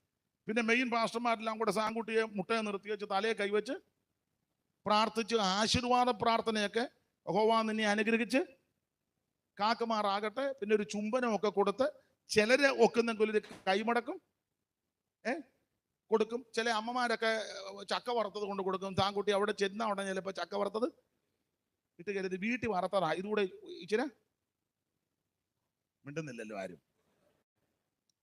നമ്മൾ ചിലരെ അങ്ങനെയൊക്കെ അയക്കുന്നത്. പക്ഷെ യോസേപ്പിനെ അയച്ച വിധം, യോസേപ്പിനെ അയച്ചുവല്ലോ. അടുത്ത വാക്യം, യോസേഫിനെ അവർ ദാസനായി വിറ്റുവല്ലോ. അങ്ങനെ അയച്ചത് കേട്ടോ, അടിമയായിട്ട് ദാസനായി വിൽക്കുക ചെയ്തത്. യഹോവയുടെ വചനം നിവർത്തിയാകുകയും, യഹോവയുടെ വചനം നിവർത്തിയാകുകയും അവന്റെ അരുളപ്പാടിനാൽ അവന് ശോധന വരികയും ചെയ്യുവോളം, ശോധന വരികയും ചെയ്യുവോളം. അപ്പൊ ചിലരെ ദൈവം ചില സ്ഥലങ്ങളിലേക്കും ചില വിഷയത്തിൽ അയക്കുന്നത് ശോധനയിൽ കൂടിയും പ്രതികൂലത്തിൽ കൂടിയാണ്. Price the Lord. ദൈവം നിന്നെ തള്ളിക്കളഞ്ഞതല്ല, ദൈവം നിന്നെ ഉപേക്ഷിച്ചതല്ല, ദൈവം നിന്നെ മറന്നതല്ല, ദൈവം നിന്നെ അറിയാതിരിക്കുകയല്ല. ചില ശോധനകളും പീഡകളും പ്രയാസങ്ങളും വരുന്നത് അവൻ ദൈവം നിന്നെ അയക്കുന്നതാ.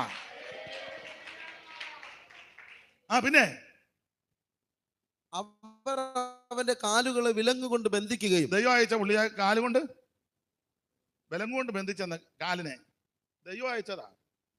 നമ്മളെ എങ്ങനെ അയക്കുമ്പോ കാലിന് വിലങ്ങ് വീണാ നമ്മൾ ദൈവം അയച്ചെന്നാ ഷായ അയച്ചെന്നാ പറയുന്നേ. ഇനി അമ്മാമെ വലിയ ബന്ധനമാ ഷാശ് എന്നെ ഒരു തരത്തിൽ മുമ്പോട്ട് പോകാൻ ദൈവം അയച്ചതാ. പക്ഷെ ദൈവം അയച്ച വിധങ്ങളാ നിങ്ങൾ ചിന്തിക്കണം. കാല് ബന്ധിച്ചു വിലങ്ങുകൊണ്ട്, അവൻ ഇരുമ്പ് ചങ്ങലയിൽ കുടുങ്ങുകയും ചെയ്തു. കുടുക്കി, തള്ളച്ചി കുടുക്കി അല്ലേ, കുടുക്കുക. നമ്മളെ അങ്ങനെ കൊണ്ട് കൊടുക്കാൻ നോക്കും. ബന്ധിച്ചു കൊണ്ട് കുടുക്കിനകത്തിട്ടു. എല്ലാരും വിശ്വസിച്ചില്ലേ? തള്ള ഇടയ്ക്കിടയ്ക്ക് തുണി പൊക്കി ഇങ്ങനെ കാണിക്കുകയും ചെയ്യും. യോസേപ്പിന്റെ ഇങ്ങനെ, അമ്മാമ ആ തുണി ആരാ? അവന്റെ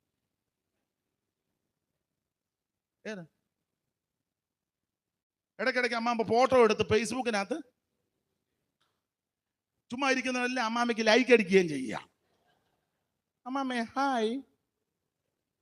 അമ്മാമ്മ പണ്ട യോസേപ്പിന്റെ തുണി എടുത്ത് വീശിയത് പോലെ ഒന്നുകൂടെ ഒന്ന് വീശണേ നമ്മുടെ ജനറൽ കൺവെൻഷന്.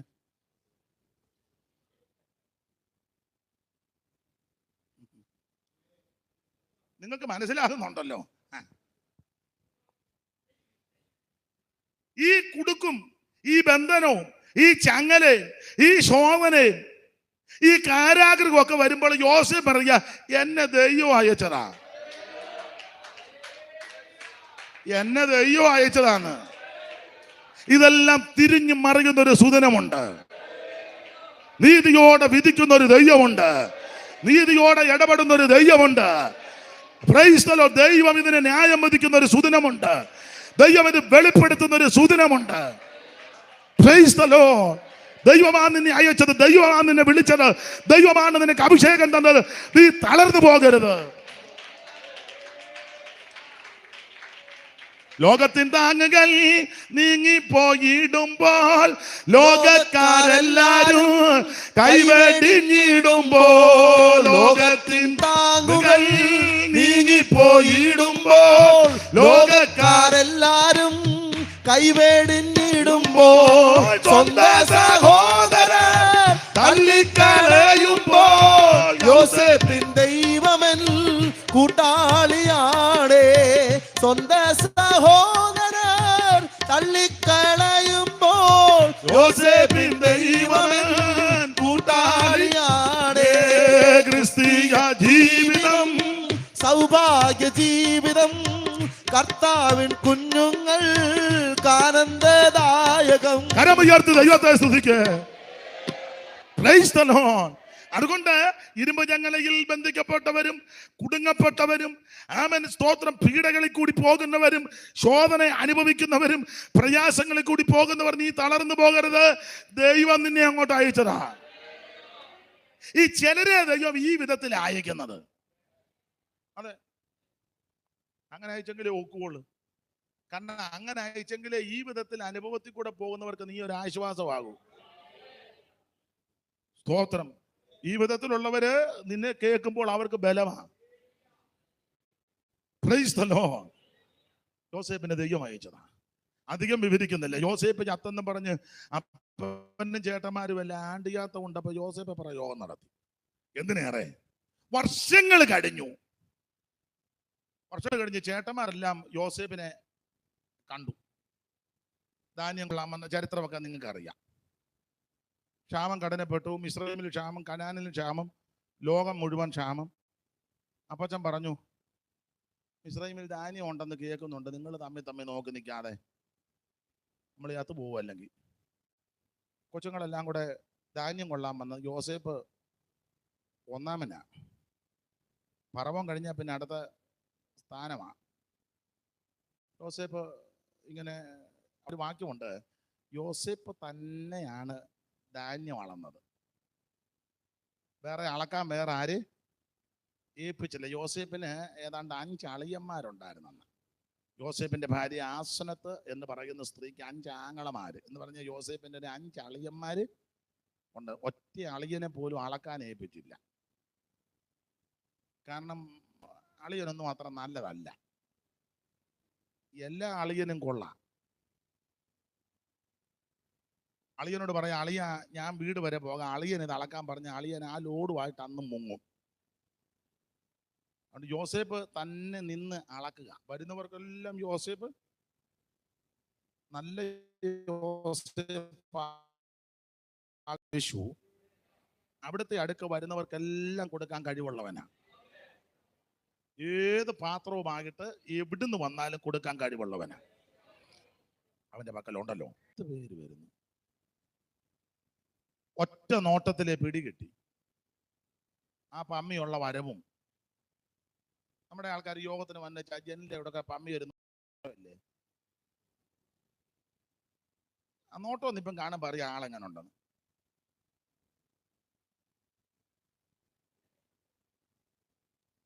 അപ്പൊ യോസേപ്പ് നോക്കിയപ്പോഴേ മനസ്സിലായി നമ്മുടെ കക്ഷികളാണ്. അതിന്റെ കാരണവും കൂടെ പറയാം. ഒറ്റ നോട്ടത്തില് 10-20 കൊല്ലം കഴിഞ്ഞാൽ കാണുന്നെങ്കിലും പിടികിട്ടാൻ കാര്യം പഴയ ചാക്കും തലയെക്കെട്ടും വടിയൊന്നും ഇപ്പോഴും കളഞ്ഞിട്ടില്ല. അതുകൊണ്ടാ പിടികിട്ടിയത്. പക്ഷെ ഇവർക്കാർക്ക് യോസേപ്പിനെ പിടികിട്ടിയില്ല. കാരണം ഇവര് പണ്ട് വിറ്റപ്പം ഉടുതുണിയും കൂടെ എടുത്തേച്ചാ വിറ്റത്. ഇപ്പൊ യോസേപ്പിന്റെ സ്ഥിതിക്ക് ദൈവം മാറ്റം വരുത്തി. വേഷം മാറി, ഭക്ഷണം മാറി, ഭാഷ മാറി. കാരണം ദ്വിഭാഷിയെ വെച്ചാ സംസാരിച്ച്. അപ്പൊ ഭാഷയും ഭക്ഷണവും വേഷവും എല്ലാം മാറി. പിടികിട്ടിയില്ല. യോസേപ്പിന് ഇവരെ പിടികിട്ടിയിട്ടും അറിയാത്ത പാവത്തിൽ നിന്നാളെന്ന്. യവന്മാര് പമ്മി 10 എണ്ണം വന്നിച്ച് യോസേപ്പിനെ കണ്ട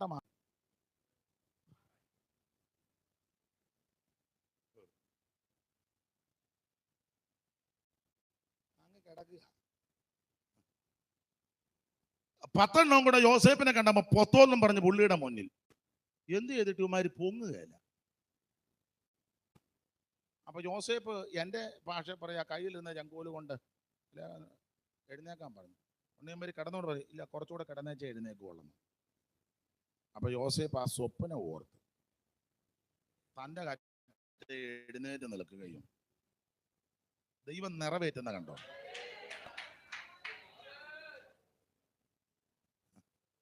എന്നിട്ടും അറിയാത്ത പാവത്തിൽ നിന്ന് പിന്നെ ഇച്ചിരി കഴിഞ്ഞപ്പോൾ ഇവന്മാര് 10 എണ്ണം കൂടെ എഴുന്നേക്കുമ്പോൾ മാള് യോസേപ്പ് എന്നാ പറഞ്ഞു. ഓ ഇല്ല, ഞങ്ങള് സാറേ ദൈവത്തെ മഹത്വപ്പെടുത്തും. യോസേപ്പ് ചോദിച്ചു, നിങ്ങൾ എവിടുന്നാ വരുന്നത്? നിങ്ങൾ ആരാ, ഏതാ, എവിടുന്ന? ഉടനെ യവന്മാര് സാക്ഷ്യം പറഞ്ഞു, ദൈവനാമത്തിന് മഹത്വം ഉണ്ടാകട്ടെ, ഹല്ലേലൂയ, നന്ദിയോട് സ്തുതിക്കുന്നു. ഞങ്ങള് കനാൻ ദേശത്തിന്റെ പ്രദേശത്ത് നിന്ന് ഈ മിസ്രയീമിന്റെ പ്രദേശത്ത് വരുവാൻ തക്കവണ്ണം ഇടയായി. ഹല്ലേലൂയ, ഞങ്ങളെല്ലാവരും പഴയ പെന്തിക്കോസുകാരാണ്, നന്ദിയോട് സ്തുതിക്കുന്നു. ഞങ്ങള് 12 മക്കളുണ്ട് കൃപയാല്. ഹല്ലേലൂയ, ഞങ്ങൾ 10 പേർക്ക് ഇവിടെ വരുവാൻ തക്കവണ്ണം ഇടയായി. ദൈവത്തിന്റെ മഹത്വം. 2 പേര് ഞങ്ങളുടെ കൂടെ വന്നിട്ടില്ല. ഹല്ലേലൂയ. അതിലെ ഒരു ഞങ്ങളുടെ അച്ചായന്റെ അടുക്കൽ ഇരിപ്പുണ്ട്. ഹല്ലേലൂയ. ഒരുത്തൻ ഇപ്പൊ ഇല്ലെന്ന്. അത് ആരുടെ മുഖത്ത് നോക്കിയാ പറയാനേ? അവൻ കമ്പിപടി പോലെ നിൽക്കുക. അവന്റെ മുഖത്ത് നോക്കി ഇവന്മാര് പറയാ. അപ്പം എഴുതിയിട്ടില്ലെങ്കിലും യോസേഫിന്റെ ഹൃദയത്തിലെ ചിന്ത, എടാ ഈ പട്ടിണി കൊണ്ട് അങ്ങേയറ്റം പറ്റിയിട്ട് ഇവനൊന്ന് ഇതുവരെ ഒരു മാനസാന്തരം, അങ്ങേയറ്റം പറ്റി കൂറ കുത്തി നിൽക്കുക, എന്നിട്ട് ഇവനൊന്ന് ഇതുവരെ. ഞാൻ പറയാനുണ്ട്, നമ്മൾ ചില സഭയിലൊക്കെ ചെല്ലുമ്പോൾ, നമ്മുടെ പല സഭകളില് ചിലര് പാപത്തുങ്ങളെ പോലെ ഇരിക്കും. വലിയ വസ്ത്രമൊന്നുമില്ല, വണ്ടിയില്ല, അല്ലെങ്കിൽ വലിയ സാമ്പത്തികം അങ്ങനെ ഇല്ലാതെ ഇരിക്കും. നമ്മൾ ഇരിപ്പ് കാണുമ്പോൾ പറയാം, അയ്യോ പാവത്താന്, ചുമ്മാ ഇവൻ വലിയ വിഷമാണ്. ഇവനിപ്പോൾ ഇങ്ങനെ പമ്മി ഇരിക്കുന്നത് കാശും പുത്തനും ചുറ്റുപാടും ഒന്നും ഇല്ലാത്തത് കൊണ്ടാണ്. ഇവൻ്റെ ഒന്ന് കിട്ടട്ടെ, തനിനിറ വന്നാലേ അറിയാം. ഞാൻ തമാശ പറഞ്ഞതല്ല. നമ്മൾ പറയും അമ്മച്ചി ഒരു പാവ, അമ്മ പാവോ എന്ന് വലിയ കാട്ടാനയ്ക്ക് ലാട പഠിച്ച തള്ളയാ. അതെ, ഇപ്പം തള്ളയ്ക്ക് ഗതി ഇല്ലാത്തതുകൊണ്ട് ഇങ്ങനെ പമ്മി. പിന്നെ തള്ളയുടെ കയ്യിൽ ഇച്ചിരി സമ്പത്തും ചുറ്റുപാടും ഒക്കെ ഒന്ന് കെട്ടണം, തനിനിറ വന്നാലും അറിയാം. എല്ലാവരും വിലയിരുത്തരുത്, ആൾക്കാരുടെ തനിനിറം മനസ്സിലാക്കണം. സ്തോത്രം. സഭയിലാന്നേലും കൂട്ടത്തിലൊക്കെ വരുമ്പോഴും ചെല്ലും അമ്മി ഇരിക്കും, നമ്മളവർക്കും പാവത്താനല്ലല്ലല്ല, ഇവൻ വലിയ കാളകൂടവാ. പിന്നെ ഇപ്പൊ ഇങ്ങനെ പമ്മി ഇരിക്കുന്നത് ഇവന്റെ വലിയ വകുപ്പില്ലാത്തത് കൊണ്ട്. പിന്നെ കഴിഞ്ഞ ആഴ്ച നടന്നൊരു സംഭവം ഞാൻ പറയാം. എന്തിനാ ഒത്തിരി പുറകോട്ട് പോകുന്നേ? കുമ്പനാട് കൺവെൻഷൻ ചെന്നപ്പോൾ ഞാൻ പകലത്തെ യോഗം കഴിഞ്ഞ് പന്തലിനകത്തൂടെ വെളിയിലോട്ട് പുറത്തോട്ട് പോരുക. കൂടെ ഒരു സഹോദരനുമുണ്ട്. ഞങ്ങളിങ്ങനെ നടന്നു വന്നപ്പം ഒരു പ്രായമുള്ളൊരു അമ്മ കസാരയിലിരിക്കുന്നു, ഒറ്റയ്ക്കിരിക്കുക. തുണിയൊക്കെ അല്പം മുഷിഞ്ഞതാ, പ്രായമുണ്ട്. അമ്മയൊന്ന് കണ്ട് പരിചയം, ഒറ്റയ്ക്കിരിക്കുക, ആരും ഗവനിക്കുന്നില്ലല്ലോ. ഞാൻ അടുത്ത് ചെന്ന് ഇച്ചിരി നേരം സംസാരിച്ചു. അയ്യോ, ഞാൻ പെട്ടുപോയി.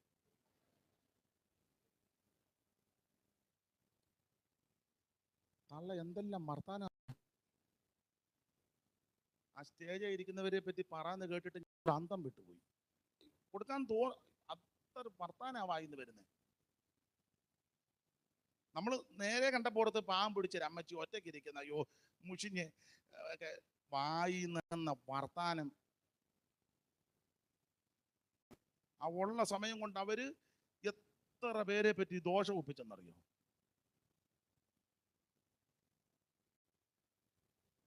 അങ്ങനെയുള്ള ധാരാളം ആൾക്കാരുണ്ട്. ഞാൻ ചെന്നു പോയല്ലോ എന്നായിപ്പോയി. നമ്മൾ ഈ പുറമേ നോക്കിയൊന്നും വിധിക്കരുത്.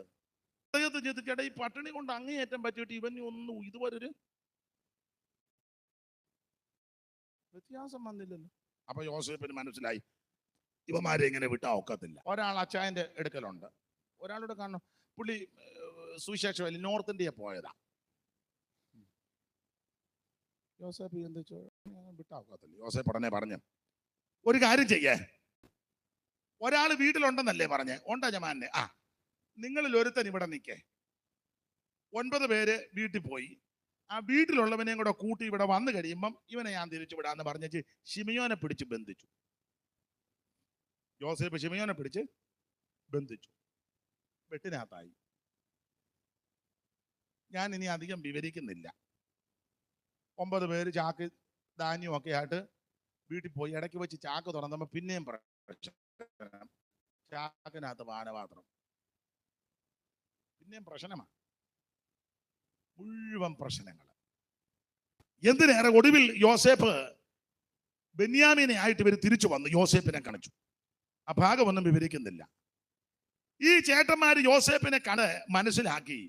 എല്ലാം കഴിഞ്ഞ് ഈ ചേട്ടന്മാര് തന്നെ വന്ന് അപ്പനോട് പറയാ, അപ്പച്ചാ യോസേപ്പ് ജീവിച്ചിരിക്കുന്നെന്ന്. അപ്പം പറഞ്ഞടാ, നിങ്ങൾ തന്നെയല്ലേ പണ്ട് പറഞ്ഞ അവൻ ചത്തുപോയെന്ന്. ഉടനെ ഇവര് പറഞ്ഞു, ഞങ്ങൾ പണ്ട് പറഞ്ഞ അന്നേരത്തെ സാഹചര്യത്തിന് ഞങ്ങള് ചത്തുവെന്ന് പറഞ്ഞു. ഇപ്പൊ ഞങ്ങളാ പറഞ്ഞ ജീവിക്കുന്നെന്ന്. അതിനെ നിങ്ങൾ തിരിച്ചും മറിച്ചും പറയാന്ന്. അതൊന്നും ഞങ്ങളോട് ചോദിക്കണ്ട, ഇപ്പൊ ജീവിച്ചിരിക്കുന്നു. ഉടനെ അപ്പച്ചൻ ചോദിച്ചു, പണ്ട് നിങ്ങൾ ചത്തെന്ന് പറഞ്ഞ് തെളിവ് കൊണ്ട് തന്നായിരുന്നല്ലോ, തുണി.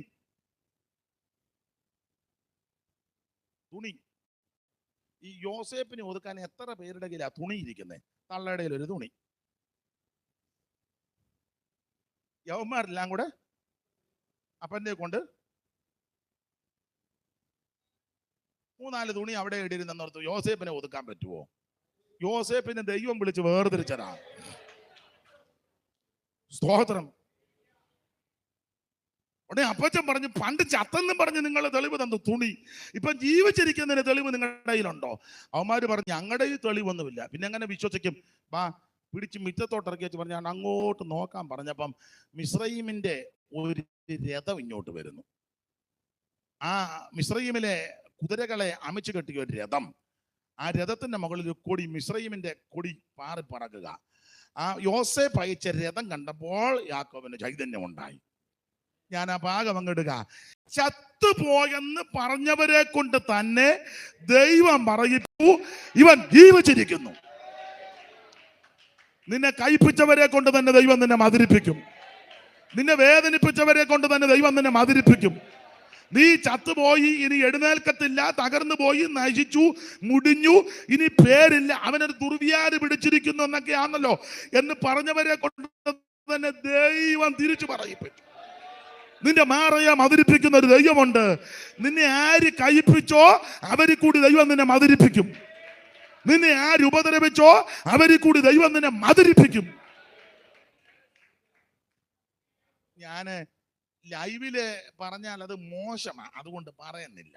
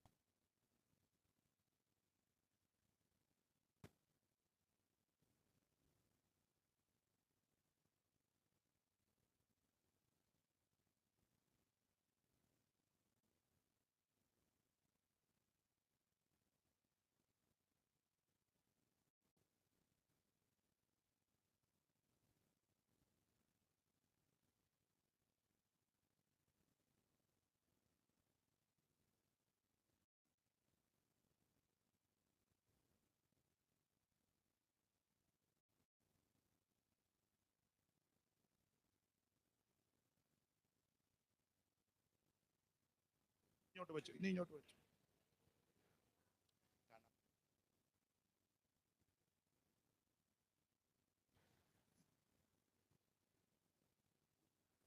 സ്തോത്രം.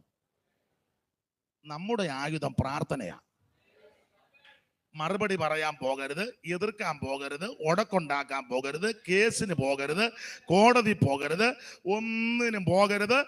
ആരെ അറിയിക്കുകയും വേണ്ട. ആരുമില്ലാത്തവൻ മുഴങ്കാലിൽ അങ്ങോട്ട് ഇരിക്കണം. ഇരുന്നേച്ച് നിന്റെ വിഷയം വ്യവഹാരം ദൈവത്തോട് പറയണം. നിനക്ക് വേണ്ടി പ്രവർത്തിക്കുന്നൊരു ദൈവമുണ്ട്.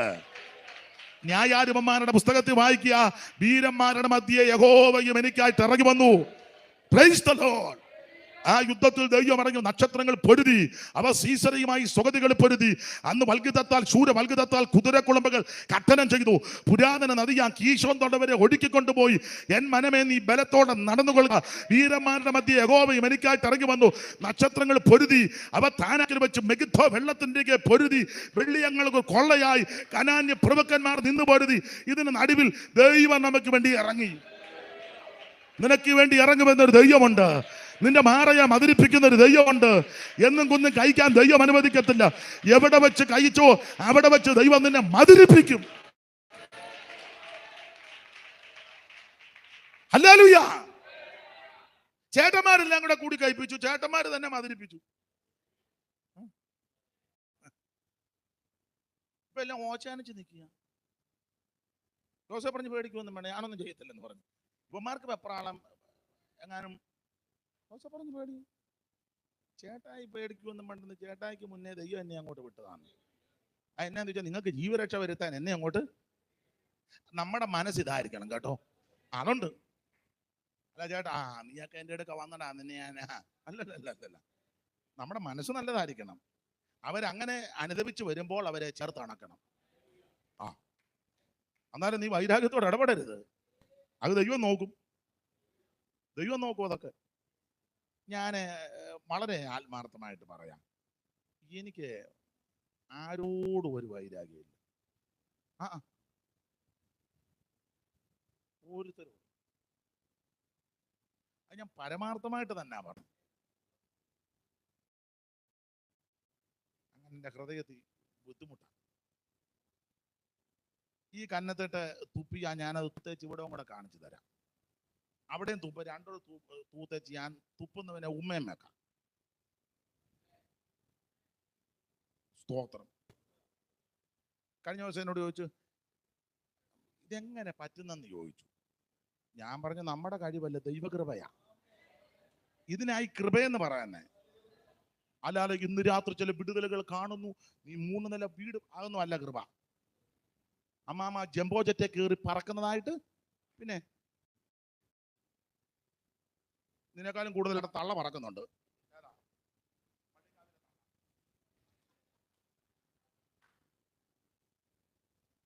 അത് തന്നെ. ഉറക്കൊന്നും പറയണത്, തല്ലുകൊണ്ട് ഊപ്പാട് വരും. ഞാൻ അതിന്റെ പരുവത്തിന് കൈകാര്യം ചെയ്തോളാം.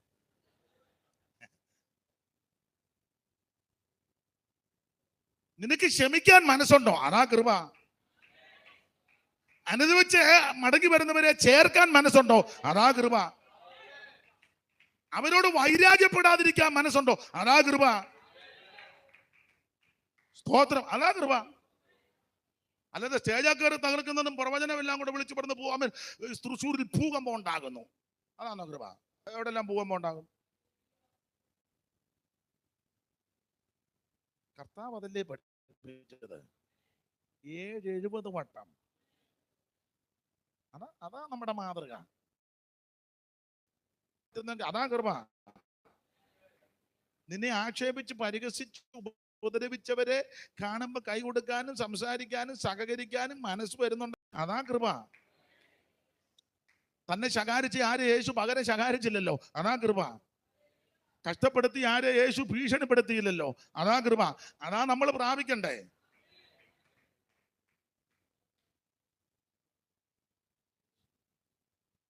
സ്തോത്രം. അല്ലാതെ പ്രകാശവർഷത്തിന്റെ ദൈർഘ്യം, ചന്ദ്രന് സൂര്യന് പോകാൻ ഇത്ര അടി ഉയരം, ഇത്ര ദൈർഘ്യം, അതൊക്കെ നല്ലതാ. അതൊന്നും കൃപയല്ല. അതൊക്കെ സയൻസും പുസ്തകമൊക്കെ വായിച്ചു പഠിച്ച ഇല്ലേ?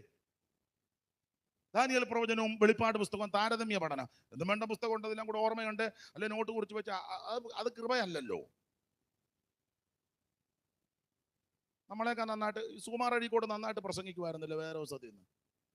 പണ്ട് PIP ഒരു യോഗത്തിന് അദ്ദേഹത്തെ വിളിച്ചപ്പോൾ, പിള്ളേരി എന്ന് വിളിച്ചപ്പോൾ അദ്ദേഹം ചോദിച്ചു, ബൈബിളിൽ നിന്ന് പ്രസംഗിക്കാവോ സാറേ എന്ന്. ഉള്ളി ചോദിച്ചു, ഏത് പുസ്തകത്തിൽ നിന്ന് പ്രസംഗിക്കണമെന്ന്. ആ പിള്ളേര് നല്ല ഈ യുക്തിക്ക് മറപ്പ്. പിള്ളേർ പറഞ്ഞു, സാറേ ഉത്തമഗീതത്തിൽ നിന്ന് പ്രസംഗിക്കാവോ എന്ന്. പുള്ളി പറഞ്ഞു, ഉത്തമഗീതത്തിൽ നിന്ന്. പുള്ളി 2 മണിക്കൂർ ഉത്തമഗീതത്തിൽ നിന്ന്. ഇടയ്ക്ക് പാട്ടുമില്ല, സ്തോത്രവും ഇല്ല, പ്രസരോടും ഇല്ല, ഹാലേലിയും ഇല്ല, വർഷിപ്പും ഇല്ല, ശാന്തമായിട്ട് നിന്ന് 2 മണിക്കൂർ. നമ്മൾ 2 മണിക്കൂർ പ്രസംഗിക്കുന്നതിന് ഒരു 30 പാട്ട്, അതിനിടയ്ക്ക് ഒരു ആരാധന, പിന്നെ ബഹളം, അലപ്പറ, ഇതെല്ലാം ബഹളം ഉണ്ടാക്കിയ ഈ 2 മണിക്കൂർ നമ്മളൊന്ന്.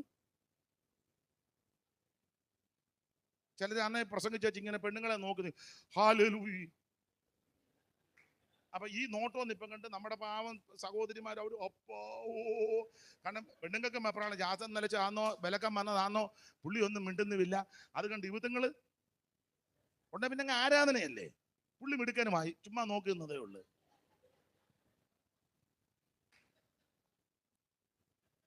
നിങ്ങൾ ശ്രദ്ധിച്ചിട്ടില്ലേ? ഹല്ലേലൂയ.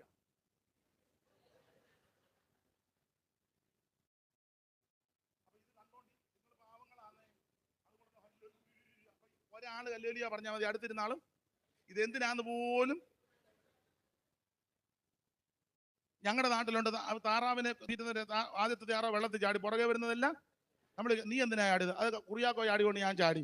നീ എന്തിനാ? അത് തങ്കച്ചൻ ചാടിയോണ്ട് ഞാൻ. ചുരുക്കി പറഞ്ഞാൽ ആദ്യത്തെ അവനോട് ചോദിച്ചെങ്കിലേ പിടികിട്ടുള്ളൂ എന്തിനാടാ ചാടിയെന്ന്. ഈ ചാടുന്നതൊന്നും അറിഞ്ഞോണ്ടല്ല.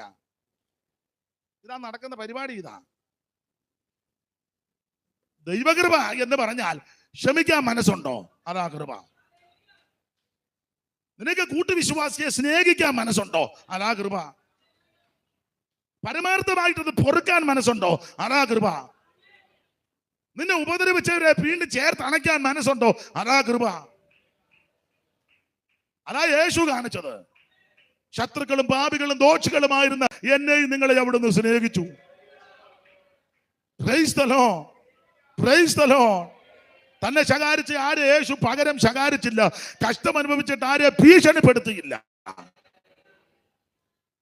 എടാ, പിടിക്കാൻ വന്നവനെ യേശുവിനെ രാത്രി പിടിക്കാൻ വന്നപ്പം ശിഷ്യന്മാർക്ക് സങ്കടവും വൈരാഗ്യവും കൂടെ വാളെടുത്ത് ഒറ്റ വെട്ട് അവന്റെ എന്നാ നിനക്ക് അങ്ങനെ വരണം, അവിടെ നിൽക്കടാ എന്നല്ല യേശു പറഞ്ഞത്. അന്നേരം വാളറയിലിടാൻ പറഞ്ഞു. എന്തുവാടെ കാണിക്കും വാളറയില്? യേശു ആ ചെവി എടുത്ത് അവന്റെ വേദന അന്നേരം മാറ്റി. ഈ വേദന മാറ്റിക്കൊടുത്ത് ഇവൻ ശത്രുവാ, അല്ല ഉപ്പാപ്പന്റെ മോനൊന്നും അല്ല, ശത്രുവാ. പിടിക്കാൻ വന്നവനാ, ഉപദ്രവിക്കാൻ വന്നവനാ. യേശുവിന്റെ അനുഭവം നോക്കിക്കേ. ആ തോട്ടത്തിൽ വെച്ച് വിയർപ്പ് രക്തത്തുള്ളിയായി. ഇങ്ങനൊരു പദമുണ്ട്, പ്രാണവേദന. യേശു പ്രാണവേദനപ്പെട്ട് നിൽക്കുക. അവിടുന്ന് പ്രാണവേദനപ്പെട്ട് നിൽക്കുമ്പോഴും മറ്റൊരുത്തന്റെ വേദനയ്ക്ക് ശമനം വരുത്തി യേശു. ആ ശമനം വരുത്തിയവൻ അനുകൂലിക്കുന്നവനല്ല, എതിരാ. നമുക്ക് ഈ മനസ്സുണ്ടോ?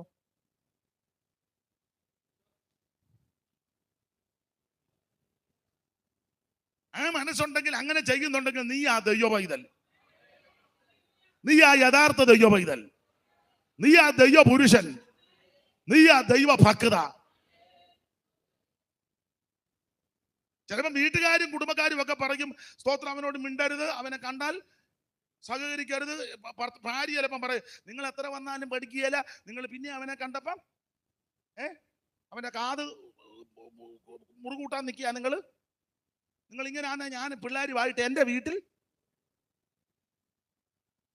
നമ്മൾ വെട്ടിനകത്തായി അറിഞ്ഞ ചക്കിയായി മിക്കത് വിരിക്കുന്നത്. ഇപ്പൊ ഒന്നും അറിയാൻ മേലാത്ത പോലെ ഇരിക്കുക. നമ്മുടെ മാർഗം അതല്ല. ശത്രുവിന് വിശക്കുന്നൊക്കെ തിന്നാൻ കൊടുക്കണം. ഒരു നാഴിക നടക്കാൻ നിർബന്ധിച്ചാൽ 2 നാഴിക നടന്നോണം. ഉടുപ്പ് ചോദിക്കുന്നവന് പുലപ്പും കൊടുക്കണം. 7-70 വട്ടം ക്ഷമിക്കണം. മറ്റുള്ളവന്റെ വേദനയ്ക്ക് ശമനം വരുത്തണം. അത് ശത്രുവാണെങ്കിൽ അവന്റെ വേദനയ്ക്ക് ശമനം വരുത്തണം. അതാ ദൈവകൃപ. ആട്ടെ, 1:10 മതി. നമുക്ക് ഗുണമാകാനാണെങ്കിലും ബലപ്പെടാനാണെങ്കിലും ആവശ്യമുള്ളത് കിട്ടിയില്ലേ? പറ, അത് മതി, അത് മതി. പക്ഷേ പോയിന്റ് മുഴുവൻ പറയാതെ എനിക്ക് ശരിയാകുകയില്ലെന്ന് അങ്ങനെ ഒന്നുമില്ലല്ലോ. അത് മതി, ഇത് മതി. ഗുണമാകാനാണെങ്കിൽ ഇത് മതിയല്ലോ. അങ്ങ് ചെല്ലാനാണെങ്കിലും ഇതൊക്കെ മതി. നന്നാകാനും ഇത് മതി. നമുക്ക് കണ്ണടച്ച് പ്രാർത്ഥിക്കാം. എല്ലാവരും പ്രാർത്ഥിക്കും. യേശുവിന്റെ മനസ്സ്, യേശുവിന്റെ ദിവ്യ സ്വഭാവം, അവിടുത്തെ ദിവ്യ സ്വഭാവത്തിന് കൂട്ടാളികളാകുവാൻ, ഒരു നല്ല മനസ്സുള്ളവരായി ജീവിക്കുവാൻ നിരാശപ്പെട്ടു പോകരുത്.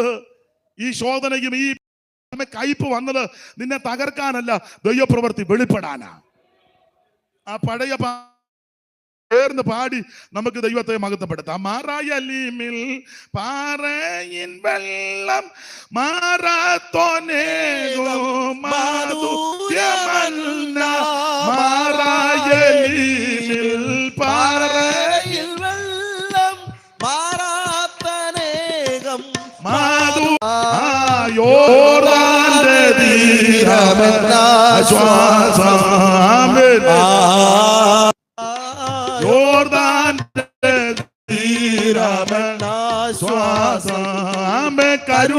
കരുണാനിധിയേ കാൽവരി അൻപേ നീ മാത്രമാണ് എനിക്കാധാരം. ആമേൻ. നീ മാത്രമാണ് എനിക്കാധാരം. കൃപയഗണ കൃപാനിധിയേ കൃപാനിധിയേ കൃപാനിധിയേ കൃപയഗണ കൃപാ ഗോരി കൃപാനിധിയേ കൃപാനിധിയേ മുൻപേ പോയാൽ പിൻപേ ഗണിപ്പാൻ നീ മാത്രമാണ് എനിക്കാധാരം. ആമേൻ. നീ മാത്രമാണ് എനിക്കാധാരം. ആമേൻ. കരുണാനിധിയേ കാൽവരി അൻപേ നീ മാത്രമാണ് എനിക്കാധാരം. ആമേൻ. നീ മാത്രമാണ് എനിക്കാധാരം. കരമുയർത്തി ഹല്ലേലൂയ പാടാം.